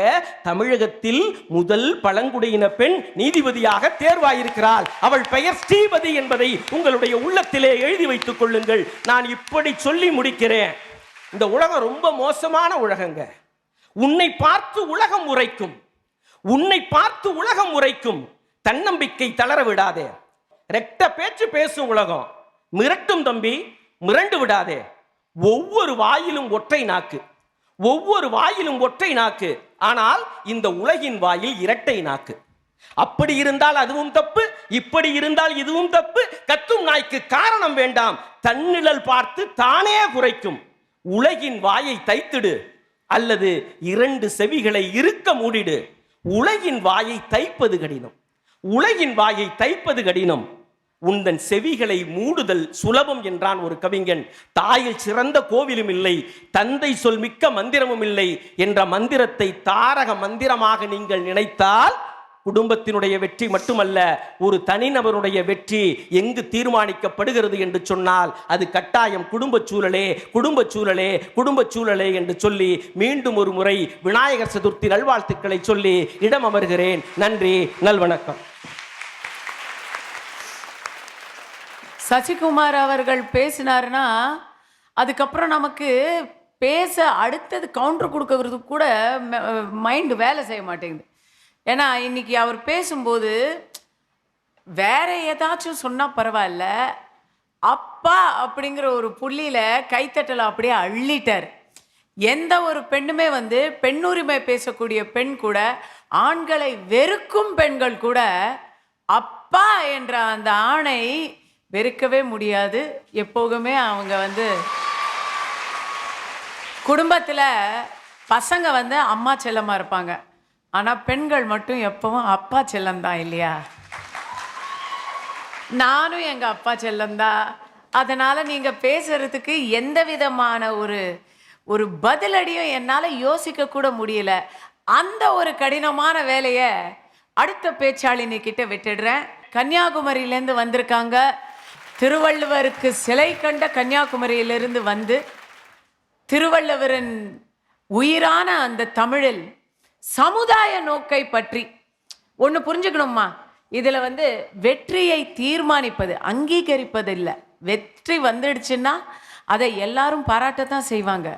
அது குடும்பமாக இருக்கட்டும், சமுதாயமாக இருக்கட்டும். ஆனால் அந்த வெற்றி தோல்விக்கான வழிவகைகளை யார் அதிகமாக உருவாக்குறாங்க அப்படிங்கிற ஒரு கோணத்தில் தான் நம்ம சிந்திக்கணும்.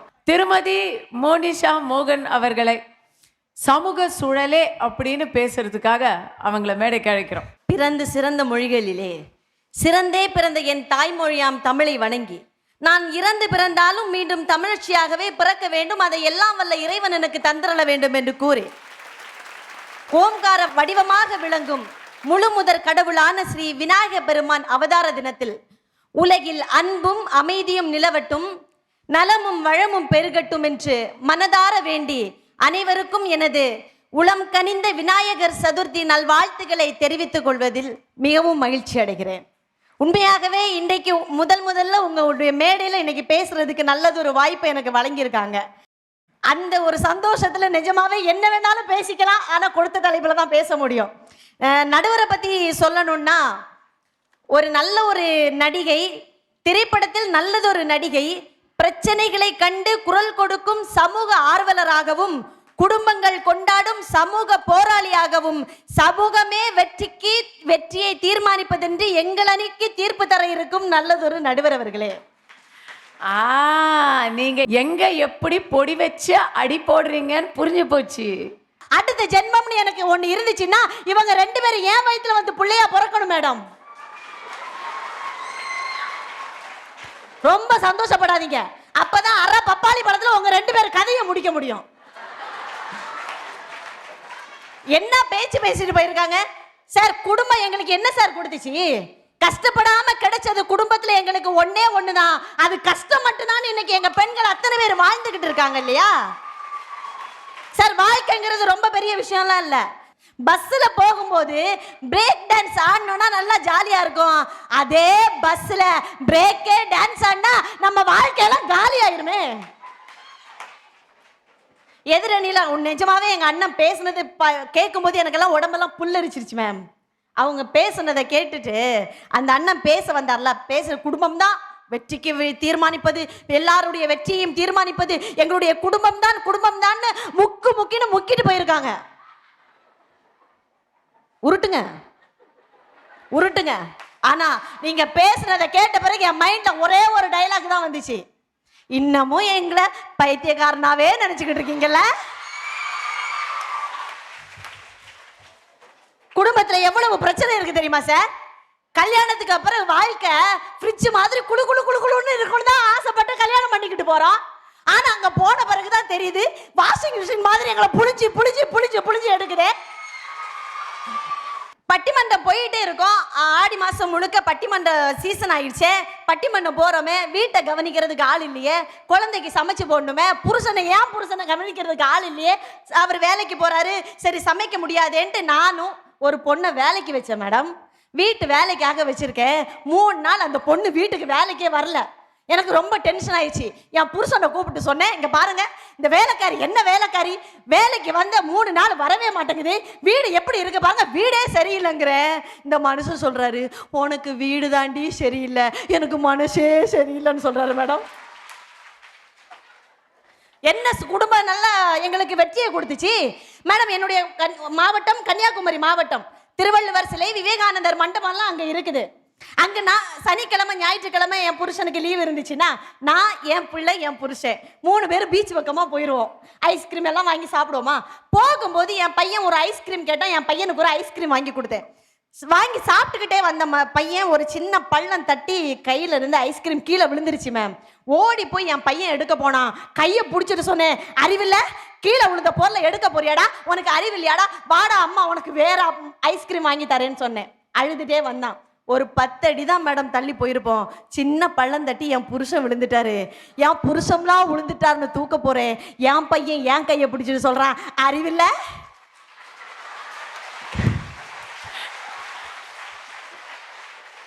அறிவில்ல, கீழே விழுந்த அப்பாவை தூக்க போறேன், வாமா வேற அப்பா வாங்கிக்கலான்னு சொல்றான்னா, கீழே விழுந்ததுக்கெல்லாம் வேற அப்பா வாங்குறேன். எங்களுடைய நிலைமை என்னத்துக்கு ஆகுறது? ஐயோ, இந்த காலத்து பசங்க கிட்ட கொஞ்சம் ஜாகிரதையா தான் இருக்க வேண்டியிருக்கு. எப்பா அதுலயும் நம்ம பொம்பளை பிள்ளைங்க எவ்வளவு அழகா உட்கார்ந்துருக்காங்க. காலேஜுக்கு வரும்போது யூனிஃபார்ம்ல வருவோம். ஒரு கல்யாண வீட்டுக்குன்னு போகும்போது கலர் கலரா புடவை கட்டிக்கிட்டு, சுடிதார் போட்டுக்கிட்டு, மல்லிப்பூ எல்லாம் வச்சுக்கிட்டு என்ன மாதிரி அழகா போவோமா. போகும்போது சொந்தக்காரங்கன்னு அதுக்குன்னே வருவாங்க. வந்துட்டு நம்ம அப்பா அம்மாவை பார்த்து நம்ம அழகா இருக்கிறத அலங்காரம் பண்ணிக்கிட்டு வரதை பார்த்துட்டு, அப்புறம் பாப்பாக்கு தான் முடிச்சிட வேண்டியதான். பூமராண்டி, நான் உனக்கு கேட்டேன்னா என்ன? இதே அவங்க வயசுல ஒருத்தங்க அடுத்து ஒரு வாரத்துல மண்டையை போட்டாங்கன்னு வைங்களேன், அந்த இடத்துக்கு போயிட்டு அப்புறம் அடுத்து நீங்க தான் இப்படி சொன்னா அவங்களுக்கு எப்படி இருக்கும்? சார், பெண்களுடைய வாழ்க்கையில எவ்வளவு கஷ்டங்கள் இருக்கு தெரியுமா? ஒரு பெண் பிறந்ததுல இருந்து முதல் பகுதி அவளுடைய பிறந்த வீட்டுல முடிச்சு போயிருது. அவளுடைய இரண்டாம் பகுதி அவளுடைய புகுந்த வீட்டுல முடிச்சு போயிருது மேடம். இன்னைக்கு சமைச்சு தட்டுல போட்டா சாப்பிடக்கூடிய புருஷன் நல்லா பாராட்டி சொல்லணும். இன்னைக்கு சொல்றாங்களான்னா கிடையாது. ஆனா நான் நல்லா சமைப்பேன் மேடம். நான் சமைச்சு என் புருஷனை உட்கார வச்சு சாப்பாடு போடுறேன். மனுஷன் கொத்தனார் சாந்த குடைச்சு சொவுத்துல அடிக்கிற மாதிரி சோத்தை குடைச்சு வயிற்றுல அடிச்சுட்டு ஒரே ஒரு வார்த்தை சொன்னாரு பாருங்க, என்ன இருந்தாலும் மோனிமா எங்க அம்மா வச்ச மாதிரி இல்லையேன்னு சொல்லி எங்களுடைய மனசுல நஞ்ச விதைக்கக்கூடிய பாவிகளுக்கு ரசத்துக்கு பதிலா ஒரு கப் விஷம் வச்சு கொடுக்கறதுக்கு எவ்வளவு நேரம் ஆகும் எங்களுக்கு? ஆனாலும் வந்ததுல இருந்து இவங்களும் பப்பாளி பழம் விஷம் இப்படியே பேசிக்கிட்டு இருக்காங்க. கொஞ்சம் கூல் டவுன் மேடம். ஆனா சமுதாயம் அப்படி கிடையாது மேடம். இன்னைக்கு நாங்க சமைச்சு தட்டுல போட்டதை பாராட்டுறதுக்கு முடியாத இந்த குடும்பத்துல உள்ள உறவினர்கள் நாங்க சமைச்சு நெட்டுல போட்டா 1000 லைக் 50,000 லைக்னு சொல்லி எங்களுக்கு அதுல ஒரு வெகுமதியை கொடுக்குதுன்னா எங்களுடைய வெற்றியை தீர்மானிப்பது சமூகம் தானே மேடம். ஐயோ, அப்ப இன்ஸ்டா லைக்க வச்சுதான் நீங்க வெற்றி தோல்வியே தீர்மானிக்கிறீங்களா? அப்படியெல்லாம் கிடையாது. அது எங்களுடைய வாழ்க்கையினுடைய ஒரு பகுதியா தான் இருக்குது. இன்னைக்கு வாழ்க்கையில பொம்பளை பிள்ளைங்க ஜெயிக்கிறதுங்கிறது எவ்வளவு பெரிய போராட்டம் தெரியுமா இருக்குது. அதுவும் பொம்பளை பிள்ளையா பிறந்து வெளியில வந்து ஜெயிக்கிறதுனா அது ஒரு பெரிய சகாப்தம். அதுக்கு தான் ஒரு கவிஞர் பாட்டு எழுதுனாங்க. மாபெரும் சபைதனில் நீ நடந்தால் உனக்கு மாலைகள் விழ வேண்டும், ஒரு மாற்று குறையாத மன்னவன் இவன் என்று போற்றி புகழ வேண்டும். உன்னை அறிந்தால் நீ உன்னை அறிந்தால் உலகத்தில் போராடலாம், உயர்ந்தாலும் தாழ்ந்தாலும் தலை வணங்காமல் நீ வாழலாம். இதுதாங்க எங்களுடைய சமுதாயம் சொல்லி கொடுக்கிறது. ஒரு பொம்பளை புள்ள பூ பெய்திட்டானா அங்க நின்னு பேசாத, இங்க நின்னு பேசாத, அவங்கிட்ட பேசாத, ரோட்ல நின்னு பேசாத, தலை குனிஞ்சே நடன்னு சொல்லி அட்வைஸ் சொல்லி எங்களுடைய மானத்தையே பங்கப்படுத்துறது இந்த குடும்ப சூழலுங்க. அப்படி என்னங்க நாங்க தப்பு பண்ணிட போறோம்? என்ன தப்பு பண்ணிட போறோம்? எங்களை நீங்களே நம்பலன்னா மத்தவங்க எப்படி எங்களை நம்புவாங்க? ஆனா எங்களை யாரு தப்பா பேசினா என்னங்க? எங்களை தப்பா பேசுறதுக்கு அவங்க யாரு? மத்தவங்களுக்காக செத்து செத்து வாழ்றதை விட எங்களை பத்தி பேச நீ யாருன்னு சொல்லி கெத்தா வாழ்றது தான் எங்களுடைய வாழ்க்கைன்னு சொல்லி கொடுக்கிறது எங்களுடைய சமூகமா இருக்கா இல்லையாங்க? காலேஜுக்கு ஒரு கிராமங்கள் எல்லாம் பாத்தீங்கன்னா காலேஜுக்கு குழந்தைங்க போனாலோ ஸ்கூலுக்கு குழந்தைங்க போனாலோ சின்ன குழந்தைங்களுக்கு தெரியாது. காலேஜுக்கு பிள்ளைங்க போனா சொல்லுவாங்க, நம்ம ஆட்களான்னு பார்த்து பழகுமா, நம்ம ஆட்களான்னு பார்த்து பழகுன்னு சொல்லி சாதியை பார்த்து பழக சொல்வது குடும்பம். ஆனால் நீ சாதிக்க பழகுன்னு சொல்லக்கூடியது எங்களுடைய சமூகமா இருக்குன்னா எப்படிங்க வெற்றியை தீர்மானிப்பது சமூகம்னு சொல்லாம போக முடியும்? வீட்டுல ஒரு பிள்ளை வளர்ப்புல கூட ஆம்பளை பிள்ளையும் பொம்பளை பிள்ளையும் வேறுபாடா தான் வளர்ப்பாங்க. ஆம்பளை பிள்ளைக்கு சாப்பாட்டுக்கு உள்ள 2-3 முட்டையை வச்சு கொடுப்பாங்க அம்மா. ஏம்மா அவனுக்கு மட்டும் நீ கொடுக்குற, அவன் வளர்ற புள்ளடி, நீ அடுத்த வீட்டுக்கு போற புள்ள. இப்படி சொல்றாங்களா இல்லையா? ஆனா எங்க சமூகம் அப்படி சொல்லலைங்க. ஆணுக்கு பெண் சமம் அல்ல, ஆணும் பெண்ணும் சமம்னு சொல்லி அத்தனை பேருக்கு சம உரிமையை கொடுக்கிறது இந்த சமூகம் தானங்க. 2011 சாகித்ய அகாடமி விருது பெற்ற ஒரு நாவல் தான் தூப்புக்காரின்னு ஒரு நாவல். அதை எழுதியது மலர்வதின்னு ஒரு பொண்ணு. அவங்க குடும்பம் துப்புரவு பணியாற்றக்கூடிய ஒரு குடும்பம். அதுல பிறப்பால் மனிதன் சமம், பிறந்தவன் வாழ்வதற்கு பிறப்பு ஒரு வரம்னு சொல்லி அதில் மனித மலத்தை மனிதனே அழுவது எவ்வளவு ஒரு கொடூரம்னு சொல்லி எழுதப்பட்ட கண்ணீரோட கதை தாங்க அது. அந்த கதைக்கு இன்னைக்கு சாகித்ய அகாடமி அந்த விருது அந்த பெண் பெற்றிருக்கானா அதுக்கு காரணம் குடும்பம் அல்ல, ஒரு சமூகம் தான் கொடுத்திருக்குன்னா எங்களுடைய வெற்றியை தீர்மானிப்பது இன்னைக்கு சமூகமா தான் நடுவரவுல இருக்குது. இப்படி சொல்லி ஒரு விஷயத்த சொல்லி நான் முடிச்சுக்கிறேன். எங்க பொம்பளை பிள்ளைங்களுக்கும் சரி, இங்க இருக்கக்கூடிய அத்தனை பேருக்கும் ஒரே ஒரு ஆசை தான் மேடம் மனசுக்குள்ளாடி. எங்க பொம்பளை பிள்ளைங்க எல்லாருக்கும் என்ன ஆசை தெரியுமா? எந்த ஒரு சூழ்நிலை வந்தாலும் சொந்தக்காரங்க கிட்ட மட்டும் என்னைக்குமே போய் கையேந்தி நிக்கவே கூடாதுன்னு நினைக்கிற கூடிய மனம் இருக்குதுங்க. உண்மைதான். யார்கிட்ட வேணா உதவி கேட்டுடலாம், ஆனா குடும்பத்துல உறவுக்காரங்க கிட்ட கேட்டா இருக்கு பாருங்க, உதவியும் கிடைக்காது, நம்ம கேட்ட நமக்கும் மானமும் போயிடும். அது ஒரு எல்லாருக்கும் அதுவே தான் ஒரு அனுபவமா இருக்கும்னு நினைக்கிறேன். எங்க யார் நண்பர்கள் கிட்ட கேட்கலாம், அங்க நம்ம வெக்கமானம் பார்க்க தேவையில்லை. ஆனால் உறவினர்கிட்ட கேட்டால் அதில் நடக்கிற ஒரே நல்ல விஷயம் அவங்க ரொம்ப சந்தோஷப்படுவாங்க. இவன் கஷ்டப்படுறாங்க அப்படிங்கிற ஒரே இவங்களுக்கு தேவை இருக்குது அப்படின்னு நினச்சி சந்தோஷப்படுவாங்க. மற்றபடிக்கு ஏதா கேட்டால் போதும், அவங்க வீட்டில் அவ்வளவு கஷ்டம் அன்னைக்கு உருவாயிரும். நானே கஷ்டத்தில் இருக்கேன் அப்படிம்பாங்க. உண்மை. இதெல்லாம் ஒரு பொண்ணு வளரும் போதே சொல்லுவாங்க, இதெல்லாம் எங்க உருப்பட போகுது.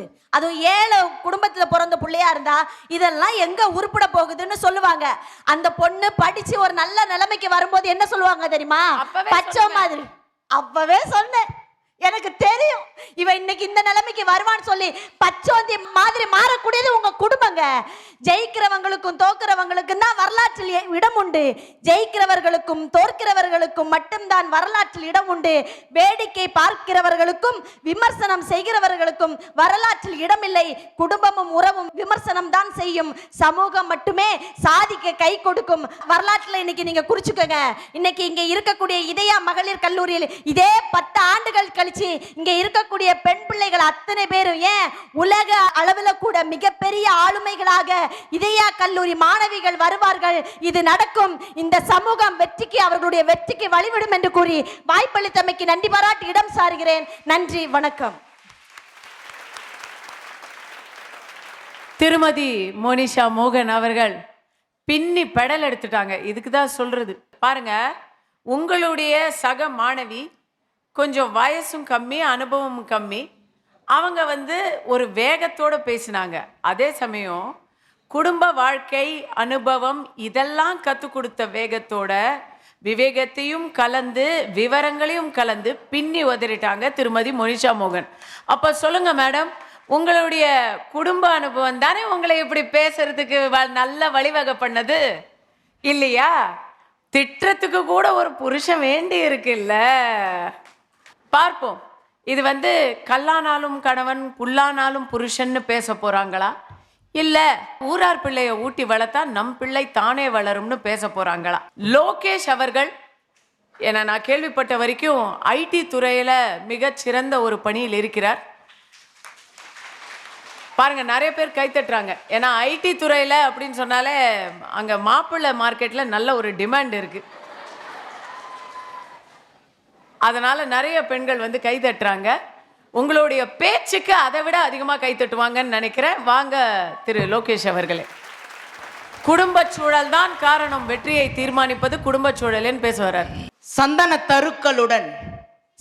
தருக்களுடன் செண்பக பொழில்களவை சார்ந்துள்ள பொதியை ஒட்டி சதுராடி நடைபயிலும் கனியான தமிழுக்கு சரியான தாளமிட்டு தம் தமிதி தொம் தமிதி தம் தமிதி தோம் தமிதி என்ற தன்பொருணை நாதம் கேட்டு தாவி வரும் நடையடகில் அமைவான தாளமிதில் தாவியதை எந்தன் பாட்டு உந்தனிரு பதங்களிலே வைக்கின்றேன் மனித குலம் உயர்ந்திட ஒரு வழியை காட்டு என்று தமிழ் அன்னையையும் முழுமுதற் கடவுளான விநாயகரையும் வணங்கி உலகமெல்லாம் வசந்த் தொலைக்காட்சி நேயர்கள் அனைவருக்கும் இனிய விநாயக சதுர்த்தி நல்வாழ்த்துக்களை தெரிவித்துக் கொண்டு, நடுவர் அவர்களே, என்னங்க தலைப்பு?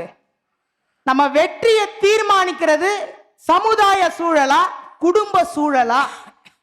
அதுக்கு முதல்ல எதுங்க வெற்றி அப்படின்றத அவங்களுக்கு சொல்லணும் வேண்டியிருக்கு. இது பாயிண்ட். இதை தான் நான் எதிர்பார்த்தேன். எதுங்க வெற்றி? அவங்க ஹஸ்பண்ட் கூட சண்டை போட்டது, இவங்களை மேடையில் ஏற்றி பேச வச்சது, இதெல்லாம் வெற்றி கிடையாது. ஒரு வெற்றி என்பது உங்களை வளர்த்தெடுத்த, உங்களை ஆளாக்கிய உங்கள் பெற்றோர்களை பெருமைப்படுத்த வேண்டும்.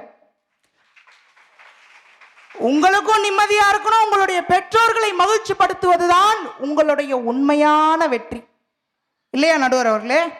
அவங்க சொன்னாங்க, இதையா மகளிர் கல்லூரியா இது? மகளிர் கல்லூரின்னு சொன்ன உடனே பிரின்சிபல் அப்படின்னு பிரின்சிபல்னு சொல்லிட்டு எங்களுடைய அன்னைன்னு சொன்னாங்க. இது கல்லூரி அல்ல, இது குடும்பம். இது குடும்பம் என்னும் பொழுதுதான் வெற்றி அடைகிறது. இது ஒரு குடும்பங்க. சமூகம் என்பது அந்நியம் நடுவர் அவர்களே. அங்கே குடும்பமாகும் போது அது மனிதர்களின் புண்ணியமாகிறது. அங்கே வெற்றி தீர்மானிக்கப்படுகிறது. நடுவர் அவர்களே, மோனிஷா அக்கா ரொம்ப சூப்பரா பேசினாங்க. மைக்கு கழுண்டு விழுந்து ஓடிடும் போல இருக்கு, அப்படி பேசினாங்க. அதாவது இந்த சமூகம் எப்படிப்பட்டது தெரியுமா? இந்த சமூகம் எதிர்பார்க்கும். அதாவது ஒன்று பண்ணா திரும்பி கிடைக்கணும்னு எதிர்பார்க்கும். என்ன சொன்னாங்க? இது இதயா மகளிர் கல்லூரி அல்ல, இது அழகிகளின் கோட்டை. அக்கா பேசிட்டு இறங்குவாங்க, அக்கா அழகா இருக்கீங்கன்னு சொல்லிட்டு போங்க. அதை எதிர்பார்க்குறாங்க அவங்க. அதாவது இவங்க சொல்றாங்க வாஷிங் வீட்டில் வந்து ஃப்ரிட்ஜ் மாதிரி குளு குளுன்னு இருக்கலாம்னு எதிர்பார்த்தாங்களாம். ஆனால் வாஷிங் மிஷின் மாதிரி பிழியிறாங்களாம். பிழியிறதே இந்த அம்மா தான். வீட்டில் இந்த அம்மா தான் எல்லாரையும் பிழியிறது. இங்கே வந்து பிழியிறாங்களாம். வீட்டு வேலைக்காரி வந்து 3 நாள் வரலையா, இவங்க ஹஸ்பண்ட் வந்து ரொம்ப மனசு கஷ்டப்பட்டாராம். இப்போ இங்கேயே இந்த போர்டு போடுறாங்களே மைக்கில், வீட்டில் எந்த போர்டு போட்டிருந்தா அவர் அவ்வளோ கஷ்டப்பட்டிருப்பார். இவங்க ஒரு நட்சத்திர பேச்சாளர் நடுவர் அவர்களே மோனிஷா அக்கா, மாசம் 30 நாள்னா அக்கா 60 நாள் பட்டிமன்றம் போவாங்க. அடுத்த மாசத்துல கடன் வாங்கி அவ்வளோ பிஸியா இருக்கிறாங்க. எப்படிங்க பிஸியா இருக்கிறீங்க? எப்படி பிஸியா இருக்கிறீங்க? கூட அவங்க பையனும் துணைக்கு வரான். அம்மாவுக்கு ஹெல்ப்ஃபுல்லா இருக்கணுமே அப்படின்னு சொல்லி துணைக்கு வரான் பையன். வீட்டில் அவரு நீ எத்தனை நாள்னா பட்டிமன்றம் போமா, நான் பார்த்துக்கிறேன் பசங்களை அப்படின்னு சொல்லி வீட்டில் சமைச்சு பசங்களை ஸ்கூலுக்கு அனுப்பி எல்லாம் அவர் பண்றாரு. இங்க அவரை கிழின்னு கிழிச்சிட்டு இவங்க பக்கத்து வீட்டுக்காரங்களும் என்ன சொன்னாங்க, என்ன இது எத்தனை மணிக்கு போகுது, வீட்டிலே இருக்க மாட்டேங்குதே இந்த பொண்ணு அப்படின்னு பக்கத்துல பேசுறாங்க. ஆனா குடும்பம் சப்போர்ட் இல்ல, இன்னைக்கு இவ்வளவு பெரிய பேச்சாளரை நீங்க வளர்ந்திருக்க முடியுமா? உண்மையாம்மா இது? உண்மைத்தான். இவங்க இன்ஸ்டாகிராம்ல சமைச்சு போட்டா மில்லியன் கிடைக்கிற லைக் வருது. நானும் தான் நல்லா பேசி போடுறேன் நடுவர் அவர்களே. ஒரு கவிதை பேசுறேன், ஒரு நல்ல வந்து ஒரு கதை சொல்றேன், எனக்கு ஒரு லைக்கும் வர்றதில்ல. ஓஹோ, அப்ப எதுக்கு லைக்னு புரிஞ்சு போச்சு. இந்த சமூகத்துல நல்ல பேசி போட்ட காலம் இல்ல. காத்து மேல, காத்து கீழே, காத்து சைட்ல. இந்த பாட்டுக்கு நான் ரீல்ஸ் போனாதான் ஹிட் ஆகும், அது வெற்றியா இருக்கும். இந்தாங்க நடுவுல நான் போட்டிருக்கிறேன் அந்த ரீல்ஸ், என்னையும் சொன்ன மாதிரி இருக்கு. நடுவர் அவர்களே பாருங்க, நீங்க எவ்வளவு பெரிய நிறைய படங்கள் நடிச்சிருக்கீங்க. ஆனா இந்த சமூகம் இதெல்லாம் பண்ணாதான் நம்மள வெற்றியாளராகவே தீர்மானிக்குதுங்க. நடுவர் அவர்களே, இவங்க சொன்னாங்க சமுதாயம் தான் ஒரு சாதனையாளராய் உங்களை பார்க்கும் அப்படின்னு சொன்னாங்க. உங்களுக்கு ஒன்று தெரியுமா, இந்த சமுதாயம் முதல்ல வர நபர்களை மட்டும்தான் வந்து வெற்றியாளராக பார்க்கும். உங்களுக்கு எல்லாரும் தெரியும், நிலாவில் யாருங்க காலடி எடுத்து வச்சா? முதல்ல காலடி வச்சது யாரு? Neil Armstrong. நீல் ஆம்ஸ்ட்ராங்கை பேசுகிற இந்த சமூகம் பஸ் ஆல்ட்ரினை பேசவில்லை. அவர் தான் முதல்ல இறங்க வேண்டியதா இருந்தது. அவர் தயங்கினாரு. நம்மால நீல் ஆம்ஸ்ட்ராங்க தைரியமா கான்பிடண்டா இறங்கி வச்சாரு. Neil Armstrong you can step into moon அப்படின்னாங்க. உடனே கமாண்ட் அக்செப்டட்னு இறங்கினாரு. இன்னைக்கு வரைக்கும் வரலாறு அவர் பேர் தான் பேசிக்கிட்டு இருக்கோம். ஆல்ட்ரின் யாராவது தெரியுமா? தெரியாது. இந்த சமுதாயம் நினைத்து வைத்துக் கொள்ளாது. விநாயக சதுர்த்தி பட்டிமன்றத்தில் பேசிக்கிட்டு இருக்கோம். விநாயக சதுர்த்தி எப்படிங்க வெற்றி அடைகிறது? உங்க சமூகத்துல 4 இடத்துல விநாயகர் வச்சிருப்பாங்க, பாட்டு போட்டுட்டு இருப்பாங்க, அதுல வெற்றி. நம்ம அப்பா போய் கரும்பு வாங்கின்னு வருவாரு. எங்க அம்மா வீட்டுல இருந்து கமாண்ட் கொடுப்பாங்க, பாரு கரும்பு நல்லா இருக்கணும், இலெல்லாம் அப்படி பழுத்து மாதிரி இருக்கக்கூடாது, பச்சை பசேல்னு இருக்கணும். எங்க அப்பா வண்டி ஓட்டுவாரு, நான் பின்னாடி உட்காந்துருப்பேன். அந்த கரும்பை தெரு ஃபுல்லா பெருக்கிட்டு வருவாங்க நாங்க அந்த கரும்பை வச்சு. ஏன்னா அந்த இலை ஃபுல்லா பெருக்கிட்டு வரும். ஆட்டோ வரும், பஸ் வரும், எல்லாருக்கிட்ட திட்டு வாங்கி வீட்டில் போய் பொறி, சுண்டல், கொழுக்கட்டை இதெல்லாம் செஞ்சு குடும்பத்தோட கொண்டாடும் போது ஒரு பண்டிகைகள் கூட குடும்பமாய் சேர்ந்து அந்த சூழலில் தான் வெற்றி பெறுகிறது. உங்க சமூகத்தில் எப்படி வெற்றி அடையும்? இப்போ நீங்க சொன்னீங்க, இப்போ ஐடி துறையினவனே கை தட்டுறாங்க, கல்யாணம் நல்ல டிமாண்டு. ஒன்றும் இல்லை,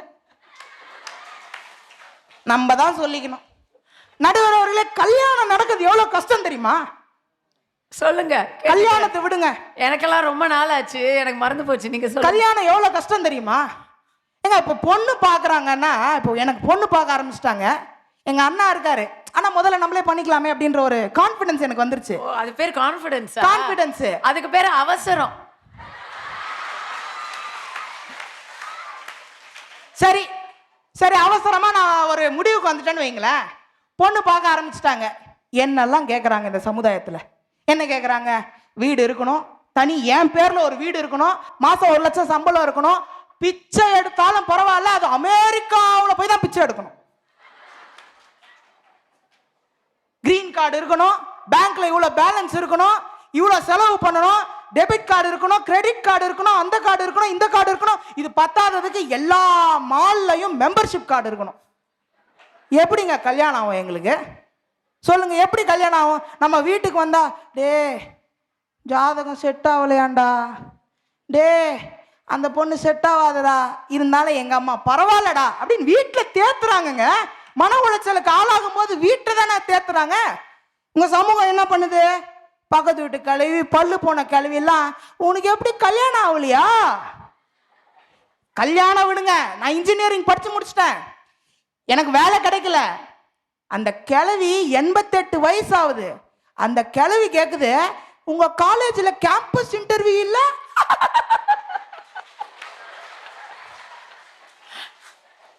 இது நான் எங்கன்னு போய் இடிச்சுக்க?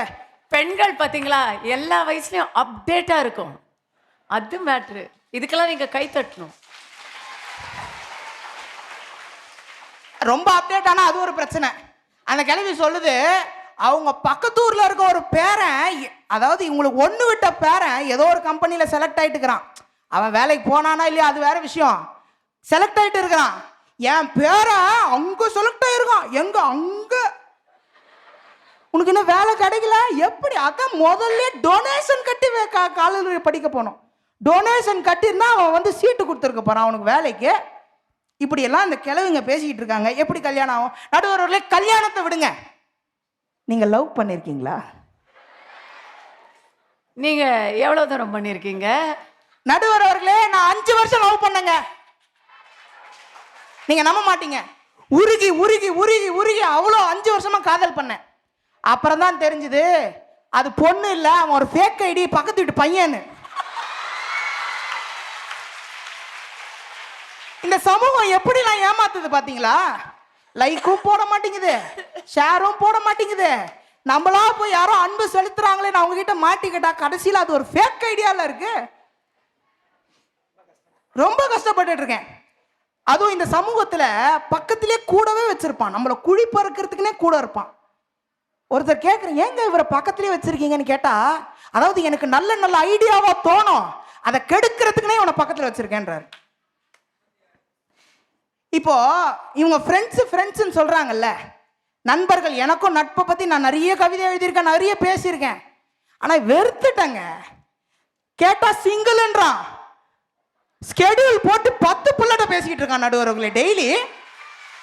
கேட்டா ஃபேஸ்புக்ல எனக்கு சிங்கிள், எனக்கு ஒண்ணுமே தெரியாது, ஆல் சிஸ்டர்ஸ் பிரதர்ஸ் அண்ட் சிஸ்டர்ஸ்ன்றான். கேட்டா all Indians are brothers and சிஸ்டர்ஸ்ன்றான். அப்ப ஃபேஸ்புக்ல எல்லாரோடையும் சகோதர மனப்பான்மையோட பேசிட்டு இருக்காங்க. ஆமா அப்படின்னு சொல்றான். ஆனா 10 ஐடி வச்சு 2 போனை வச்சு மெயின்டைன் பண்றாங்க. வாட்ஸ்அப்ல சாட்டிங், ஃபேஸ்புக்ல சாட்டிங், இன்ஸ்டால சாட்டிங், இப்ப ஸ்னாப் சாட்ல ஒரு ஸ்னாப் சாட் சாட்டிங், இத்தனை சாட்டிங் பண்றாங்க. யாராவது நம்ப முடியுதா இவங்கள? நடுவர் அவர்களே, குடும்பம் அப்படின்றத நிறைய எங்க அண்ணா சொன்னார். எனக்கு என்னவோ நீங்க சமூக அக்கறையோட சொல்ற மாதிரி தெரியல, பொறாமையில பேசுற மாதிரியே கேக்குது. நடுவர் அவர்களே, எங்க அண்ணா நிறைய சொன்னாரு. இப்போ சமூகத்துல நிறைய விஷயங்கள் வர ஆரம்பிச்சிருச்சு. எடுத்துக்காட்டா இப்போ வந்து வசந்த் தொலைக்காட்சியில நிறைய ஆடு வரும், வசந்த் அண்ட் கோ பற்றி நிறைய ஆடு வரும். இந்த காலம் இதுவும் வசந்த் அண்ட் கோ காலம், எல்லா வசந்த் அண்ட் கோ காலம் தான். குழு குழு ஏசி ஆஃபர் ஆமல்ல, ரொம்ப விலை கம்மியா கிடைக்கும். ஆனா எப்ப அதை வாங்கணும்னு எனக்கு தோணுது, இவங்க வசந்த் அண்ட் கோ ஆஃபரை பார்த்து இல்ல, எங்க அப்பா கஷ்டப்பட்டு வீட்டுல வந்து வெக்கையில தூங்கிட்டு இருக்காரு, எங்க அம்மா துணியை துவைச்சு கஷ்டப்பட்டுக்கிட்டு இருக்காங்களே, அவங்களுக்கு உடம்புக்கு முடியலையே, அவங்களுக்கு வாஷிங் மிஷின் வாங்கி தரணும், அவங்களுக்கு ஏசி வாங்கி தரணும். இந்த குடும்ப சூழல் தான் என்னை முன்னேற வைக்கிறது, வெற்றி அடைய வைக்கிறது. இல்ல, இதுக்கு நான் இப்பவே மறுப்பு தெரிவிச்சிடணும். லோகேஷ் தம்பி வீட்டு கஷ்டத்தை பார்த்து, அப்பா அம்மா கஷ்டத்தை பார்த்து ஏசி வாங்கணும்னு நினைக்கிறீங்க.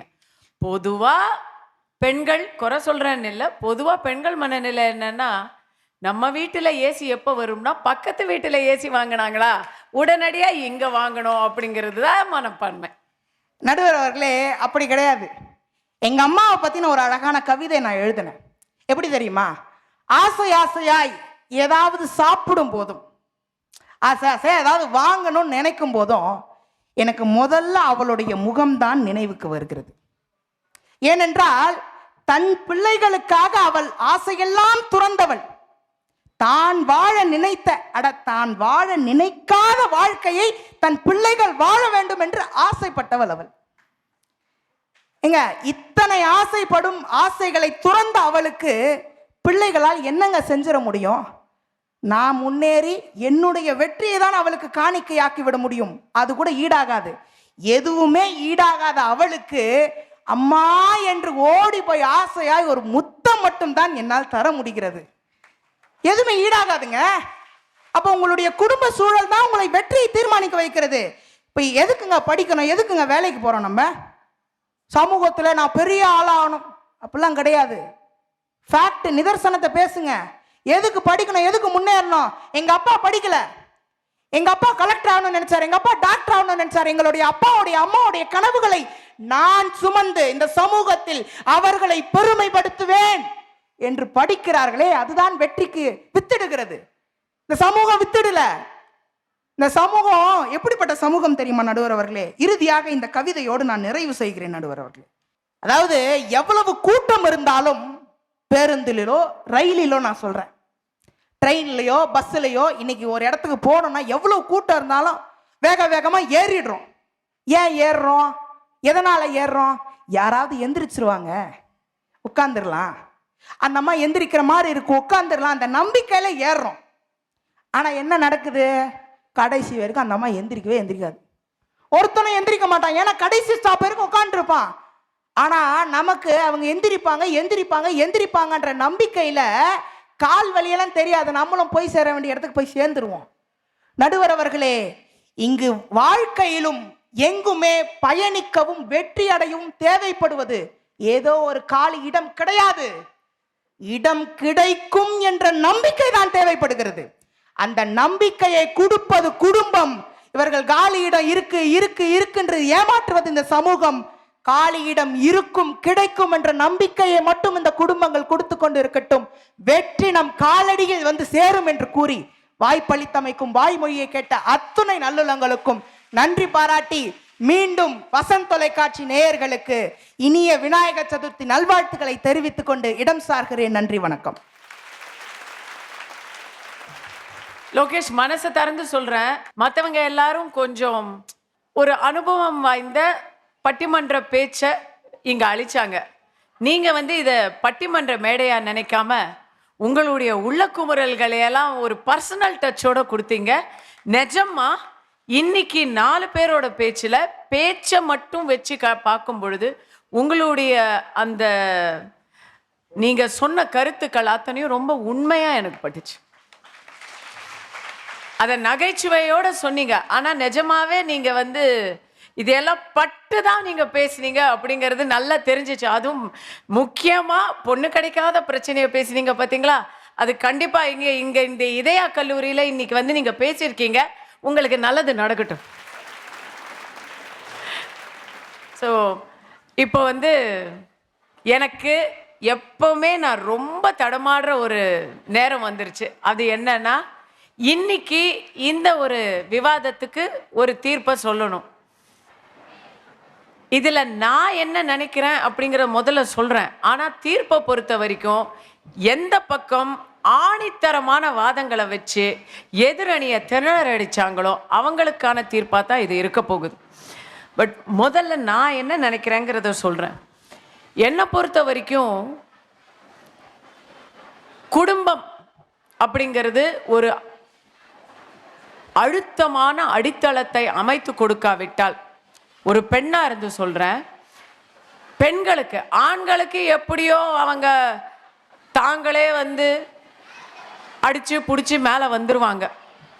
வறுமையில கூட அவங்க போராடி வருவாங்க. ஆனா பெண்களை பொறுத்த வரைக்கும் பெற்றோருடைய ஆதரவு, பிறகு கணவன் குழந்தைகளுடைய ஒத்துழைப்பு, இதெல்லாம் இருந்தாதான் அவங்க பொது வாழ்க்கையில சிறக்க முடியும். ஆஞ்சலா மெர்க்கல் ஜெர்மனியுடைய சான்சலர், மார்கரெட் தாட்சர் இரும்பு பெண்மணி என்று பெயர் எடுத்த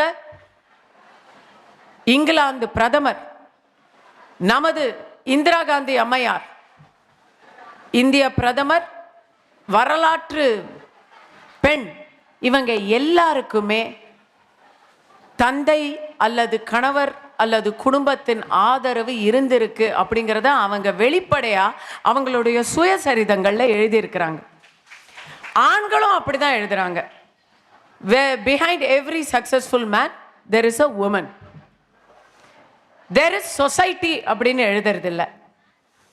தேர் ஆர் ஃப்ரெண்ட்ஸ் அப்படின்னு எழுதுறது இல்லை. எங்கேயாவது நீங்கள் போய் பார்த்தீங்கன்னா இந்த ஆஸ்கர் அவார்டெல்லாம் வாங்கும் பொழுது தங்களுடைய ஃபுல் டீம் எல்லாம் வந்து சினிமா துறையை சம்மந்தப்பட்டதுனால சொல்கிறேன், ஃபிலிம்ஃபேர் அவார்டு, ஆஸ்கர் அவார்டெல்லாம் வந்து கொடுக்கும் பொழுது என்னுடைய டைரக்டர், ப்ரொடியூசர், என்னுடைய பாடலாசிரியர், என்னுடைய ஹீரோயின் எல்லாருக்கும் நன்றியை தெரிவிச்சுக்கிறேன். ஆனால் முக்கியமாக என்னுடைய குடும்பத்தாருக்கு நன்றியை தெரிவிச்சுக்கிறேன். அவங்க இல்லாமல் நான் இந்த அளவு உழைச்சிருக்க முடியாதுன்னு ஒருத்தர் விடாமல் அதை சொல்கிறாங்க. நான் எப்போவுமே யோசிப்பேன், உண்மையாகவே குடும்பத்துக்காக சொல்கிறாங்களா இல்லை வீட்டுக்கு போனால் சோறு கிடைக்காதுங்கிற பயத்தில் சொல்கிறாங்களான்னு யோசிப்பேன். ஆனால் எந்த ஒரு மேடையாக இருந்தாலும், அது நோபல் பிரைஸ் மேடையாக இருந்தாலும், என்னுடைய மனைவி, என்னுடைய கணவர் அப்படின்னு சொல்கிறத நான் பார்த்துருக்குறேன். இந்திரா நூயி அவர்களுடைய சுயசரிதத்தை படிச்சிங்கன்னா அவங்க இதுக்கும் ஒரு படி மேலே போய், என்னுடைய மாமியார், என் அத்தை தான் என்னுடைய பசங்களை பார்த்துக்கிட்டாங்க, நான் வீட்டு வேலை எதுவுமே செய்யாமல் வெளியே போய் என்னுடைய கார்ப்பரேட் லைஃப்பை கம்ப்ளீட்டாக ஃபோக்கஸ் பண்ணதுக்கு காரணம் வீட்டில் என் பிள்ளைங்க அவங்க பாட்டி மடியில் வளர்ந்தாங்க, நான் கவலை இல்லாமல் வேலை செஞ்சேன்னு அவங்க ஆட்டோபயோகிராஃபியில் எழுதியிருக்கிறாங்க. ஸோ மாமியார் அளவுக்கு வரைக்கும் நன்றியை சொல்லியிருக்கிறதுனால குடும்ப சூழ்நிலை அப்படிங்கிறது ஒரு மிகப்பெரிய கிரியாவுக்கியாகவும் மிகப்பெரிய ஒரு தெம்பாகவும் பெண்களுக்கு இருக்குது அப்படின்னு நான் நினைக்கிறேன். ஆண்களுக்குமே இருக்குது. வீட்டில் பொண்டாட்டி சரியில்லை, மன நிம்மதி இல்லைன்னு சொன்னால் பல பேர் வந்து குடிகாரனா நோயாளியாக அலைஞ்சிக்கிட்டு இருப்பாங்க. மறுபடி சினிமாவிலேருந்து உதாரணம் சொல்கிறேன். அருந்ததின்னு ஒரு படம் எத்தனை பேர் பார்த்துருக்கீங்க? அருந்ததிங்கிற படம் எடுக்கும் பொழுது அந்த MS ராஜுங்கிற தயாரிப்பாளர் கையில் தம்படி காசு இல்லை, சுத்தமாக காசு இல்லை. அவர் ஏற்கனவே நிறைய தோல்வி படங்களை எடுத்து ஓட்டாண்டியாக போயிட்டார். கடைசி முயற்சியாக இந்த படம் எடுக்கணும்னு வரும்பொழுது அவருக்கு முதலீடு செய்ய யாருமே வரல. யாருமே அவருக்கு வந்து ஃபைனான்ஸ் கொடுக்கறதுக்கு கூட முன் வரவில்லை. இந்த சமுதாயம் தோல்வி பெற்ற ஒரு மனிதனை, தோற்ற ஒரு மனிதனை மீண்டும் ஒரு வாய்ப்பு கொடுக்க வேண்டும் என்று நினைக்கவே இல்லை. அவனை பார்த்தா ஒரு ரிஸ்கா தான் அந்த மனிதரை சமுதாயம் பார்த்தது. ஐயோ, இந்த ஆளுகிட்ட போய் எதுக்கு காசு கொடுத்துக்கிட்டுன்னு பார்த்துச்சு. அப்போ கட்டின மனைவி தாலி உட்பட, பொதுவாக சொல்லுவாங்க பிறந்த வீட்டு நகைகள்லாம் எடுத்து கொடுப்பாங்க, நிறைய கேட்டிருக்கோம். தாலி உட்பட குந்துமணி தங்கம் கூட மிச்சம் வைக்காம அத்தனையும் எடுத்து அவங்க பேரில் இருந்த அத்தனை சொத்துக்களையும் நகைகளையும் எடுத்து அவங்க கையில் கொடுத்தாங்களாம். இவர் சொல்கிறாரு, நான் ஓட்டாண்டியை ஏற்கனவே என்கிட்ட ஒன்றும் இல்லை, இந்த படம் தோத்துச்சுன்னா நம்ம தெருவுக்கு வந்துடும் அப்படின்னதுக்கு அந்த அம்மா சொல்லுதான், பரவாயில்லைங்க, பிள்ளைங்களை கட்டி கொடுத்தாச்சு, தெருவில் தானே 2 பேரும் சேர்ந்தே தானே இருப்போம், தெருவாக இருந்தாலும் சொல்லிச்சான்.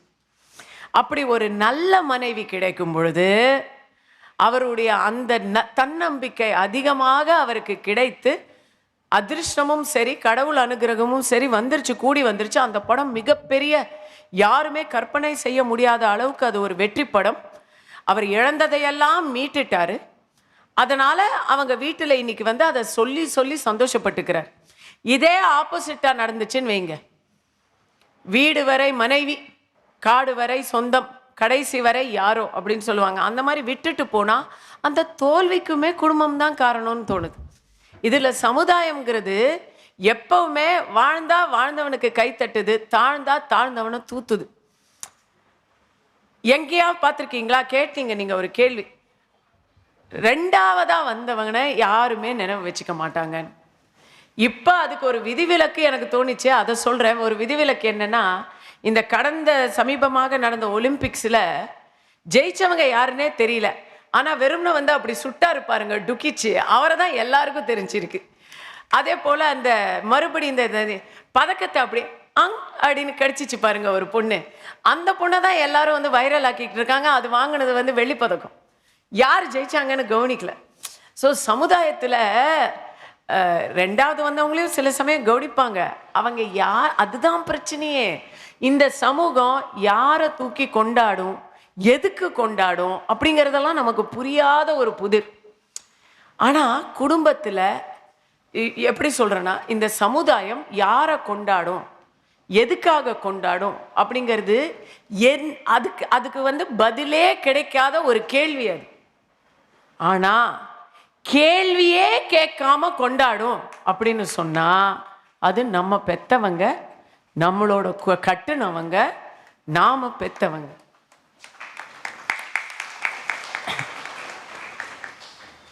பஸ்ஸில் ஒரு தடிமாடுன்னு யாரு சொன்னாங்க? இங்க பல தடிமாடுகளோட பஸ்ஸில் போன ஆள் நான் சின்ன வயசுல. இன்னைக்கு ஹேமா கமிட்டி ரிப்போர்ட்டு, பாலியல் அச்சுறுத்தல் அப்படின்னு எல்லாம் நிறைய கேள்விகள் கேட்குறாங்க. அதுக்கு ஒவ்வொரு தரமும் நான் பதில் சொல்றேன். உன்னா சினிமாவில் என்ன இருக்குன்னு வம்புக்கு வந்துடுறாங்க ஊடகங்களில். சின்ன குழந்தைகள் பேருந்துல பள்ளிக்கு போற குழந்தைங்களுக்கு போய் தடவரவங்களை என்னன்னு கேட்பீங்க நீங்க? அது என்ன சினிமாவிலையா நடிச்சிட்டு இருக்க அந்த குழந்தை? நடிகையும் கிடையாது, உடையிலையும் பிரச்சனை கிடையாது, பள்ளி சீருடை, வயசும் கிடையாது. சரி, ஏதாவது அர்த்தராத்திரியில கீழே போகுதுன்னா இல்ல, பள்ளிக்கூடத்துக்கு போய்கிட்டு இருக்கு. காலையில கூட்டத்துல ஒரு வாய்ப்பு கிடைச்சதுன்னா அந்த வாய்ப்பு கூட்ட விடாம, ஒரு குழந்தையன்னு பார்க்காம மனசில்லாத சில விஷக்கிருமிகள் இந்த சமுதாயத்துல இருக்காங்க. அதனால தான் நம்ம குடும்பத்தை இழுக்கிறோம். அங்க சமுதாயத்துல, வெளியே பொது சமுதாயத்துல போற பெண்கள் எல்லாருமே உடனடியா என்ன சொல்லுவோம்? ஏய், நீ அக்கா தங்கச்சியோட பிறக்கலன்னு கேட்போம். ஏன்னா அக்கா தங்கச்சியோட பிறந்திருந்தா நீ ஒரு நல்ல ஆணா இருப்ப, உனக்கு நல்ல சிந்தனை வந்திருக்கும் அப்படிங்கிற நம்பிக்கையில கேட்குறோம். அதுலேருந்தே தெரியலையா?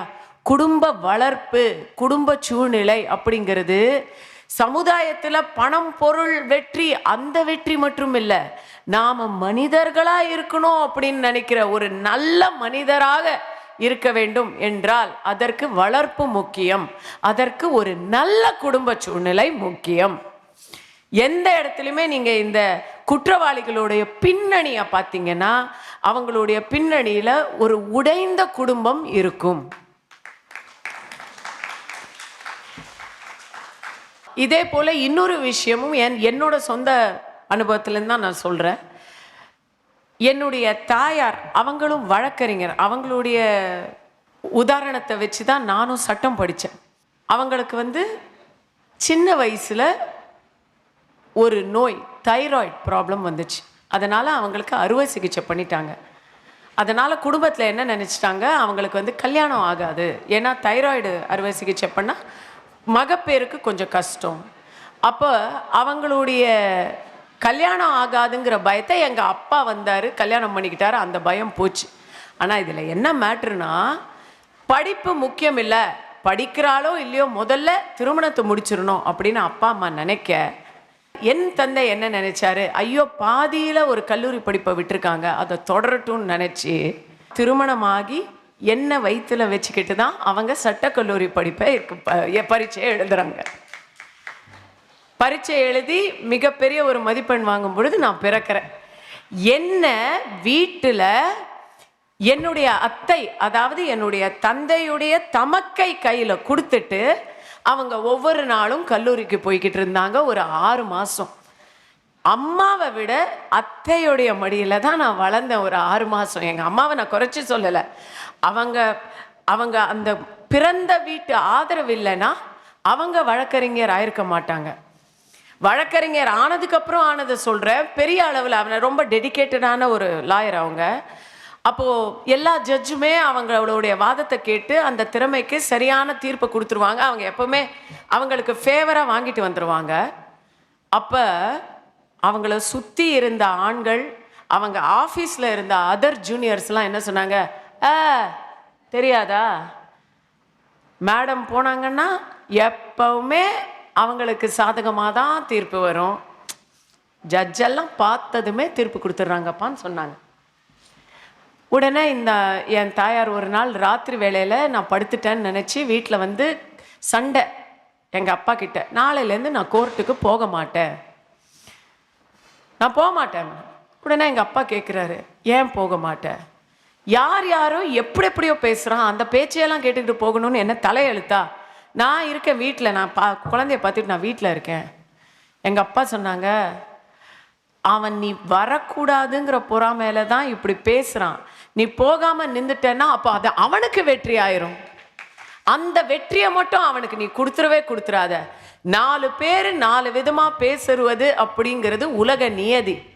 நான் என்ன பேசுறேங்கிறத தவிர நீ வேற எதையுமே யோசிக்காத, கிளம்பு நாளைக்குன்னு சொல்லி உற்சாகப்படுத்தி அமிச்சாங்க ராத்திரியா. அந்த தந்தைக்கும் தாய்க்கும் பிறந்ததுனால தான் நான் சினிமாவில் யார் எந்த பேச்சை பேசினாலும் நம்முடைய, நீங்கள் சொன்னீங்க நமக்குன்னு ஒன்று சரின்னு தோணும் பத்தியா, அந்த பாதையில் நடங்கன்னு சொன்னீங்க. அதை இங்கே மகளிருக்கு நான் அதை பகிர்ந்துக்கணும்னு நினச்சேன். அதனால் சொல்கிறேன், அது எனக்கு சமுதாயம் கற்றுக் கொடுத்த பாடம் இல்லை, என்னுடைய தாய் தந்தை எனக்கு கற்றுக் கொடுத்த பாடம். எந்த பிரச்சனை வந்தாலும் நம்முடைய ஒழுக்கத்தையும் நம்முடைய மனசாட்சியும் மீறிய ஒரு பாதை வழிகாட்டி நமக்கு தேவையில்லை, சமுதாயம் தேவையில்லை, நம்முடைய உள்ளுணர்வு மட்டுமே தேவை அப்படின்னு எனக்கு ஒரு நம்பிக்கையை கொடுத்தது என்னுடைய குடும்பத்தில் கொடுக்கப்பட்ட அந்த ஒரு அச்சாரம் என்பதால் குடும்பம் தான் ஒரு வெற்றிக்கான அடித்தளத்தை அமைத்து கொடுப்பது அப்படிங்கிறத நான் நம்புறேன். ஆனால் இன்றைக்கு 2 பேரும் பேசின வாதங்களை பொறுத்த வரைக்கும் தான் நம்ம தீர்ப்பை கொடுக்க முடியும். அதில் உண்மையை சொல்கிறேன், கடைசி ரவுண்டு வரைக்கும் செல்வி மோனிகா, திருமதி மோனிஷா இவங்களுடைய கொடி தான் உயர பறந்துக்கிட்டு இருந்தது. பெண்கள் சொன்னால் அதுக்கு மறு பேச்சு இருக்க முடியுமா? அவ்வளவு அழகாக அவங்க சொன்னாங்க. ஆனால் 2 விஷயத்தில் அந்த கடைசி ரவுண்டு வரைக்கும் இருந்த முன்னணி கொஞ்சம் தப்பிடுச்சு. ஒரே ஃபஸ்ட்டு விஷயம் என்னென்னா, விநாயகர் சதுர்த்தி ஆயிப்போச்சு. விநாயகர் சதுர்த்தி அன்னைக்கு பழம்பெரும் தெய்வம் விநாயகர் அப்படின்னு ஒருத்தர் நமக்கு எல்லாருக்கும் மறுபடி சுட்டி காமிச்சிட்டாரு. பழம்பெரும் தெய்வரும் கணேசர் தான், பழம்பெற்ற தெய்வமும் கணேசர் தான். அந்த பழக்கதையை சொன்னதுனால அங்கே கொஞ்சம் பாயிண்ட்ஸ் அதிகமாயிடுச்சு. அதை விட முக்கியமாக தம்பி லோகேஷ் அவர்கள் அவர் வேலை கிடைச்சதை பற்றி சொன்ன கதையும் சரி, பொண்ணு கிடைக்காததை பற்றி சொன்ன கதையும் சரி, சமுதாயத்தில் அவருடைய கனவுகளை பற்றி அவர் சொன்ன அந்த ஒரு நேர்மையும் சரி. ஆனாலும் தம்பி உங்கள் நேர்மை எனக்கு ரொம்ப பிடிச்சிருக்கு. அந்த 2 விஷயத்தில் இன்னைக்கு பொதுவாக நான் பெண்கள் பக்கம்தான் சாய்வேன். அதுவும் மகளிர் கல்லூரி பெண்கள் பக்கம்தான் நியாயமாக தீர்ப்பு கொடுக்கணும். இருந்தாலும் பெண்களே கரவழி மூலமாக நிறைய ஏற்கனவே இவங்களுக்கு சப்போர்ட்டை தெரிவிச்சிட்டாங்க. நாமும் இன்னைக்கு 4 பேர் 4 விதமாக பேசினாலும் நம்ம குடும்பம் நம்முடன் சேர்ந்திருந்தால் வெற்றியை யாரும் தடுக்க முடியாது என்று ஒப்புக்கொண்டு உங்கள் பக்கம் சாய்ந்து விடுகிறேன். இன்னைக்கு நான் உங்களோட பகிர்ந்த விஷயங்களை நீங்களும் ஒத்துப்பீங்கன்னு நினைக்கிறேன். சமுதாயத்தின் ஒரு அங்கம் குடும்பம் என்பதை விட சமுதாயமே குடும்பமாக இருந்தால் அனைவருக்கும் மகிழ்ச்சி என்று நீங்களும் ஏற்றுக்கொள்வீர்கள் என்று நம்புகிறேன். மீண்டும் சிந்திக்க, சிரிக்க, சிறக்க நமக்கு வாய்ப்பு கொடுத்த இந்த பட்டிமன்றத்தையும் நம்முடன் இன்று மேடையில் மிக அழகான வாதங்களை எடுத்து வைத்த பேச்சாளர்களையும் வசந்த் தொலைக்காட்சியையும் நன்றி தெரிவித்துக் கொண்டு, இன்றைய தலைப்பை பொறுத்தவரையில் ஒருவரின் வெற்றியை தீர்மானிப்பது சமுதாய சூழலை விட குடும்ப சூழலே என்று ஆணித்தரமாக தெரிவித்துக் கொள்கிறேன். வாழ்த்துக்கள், வணக்கம்.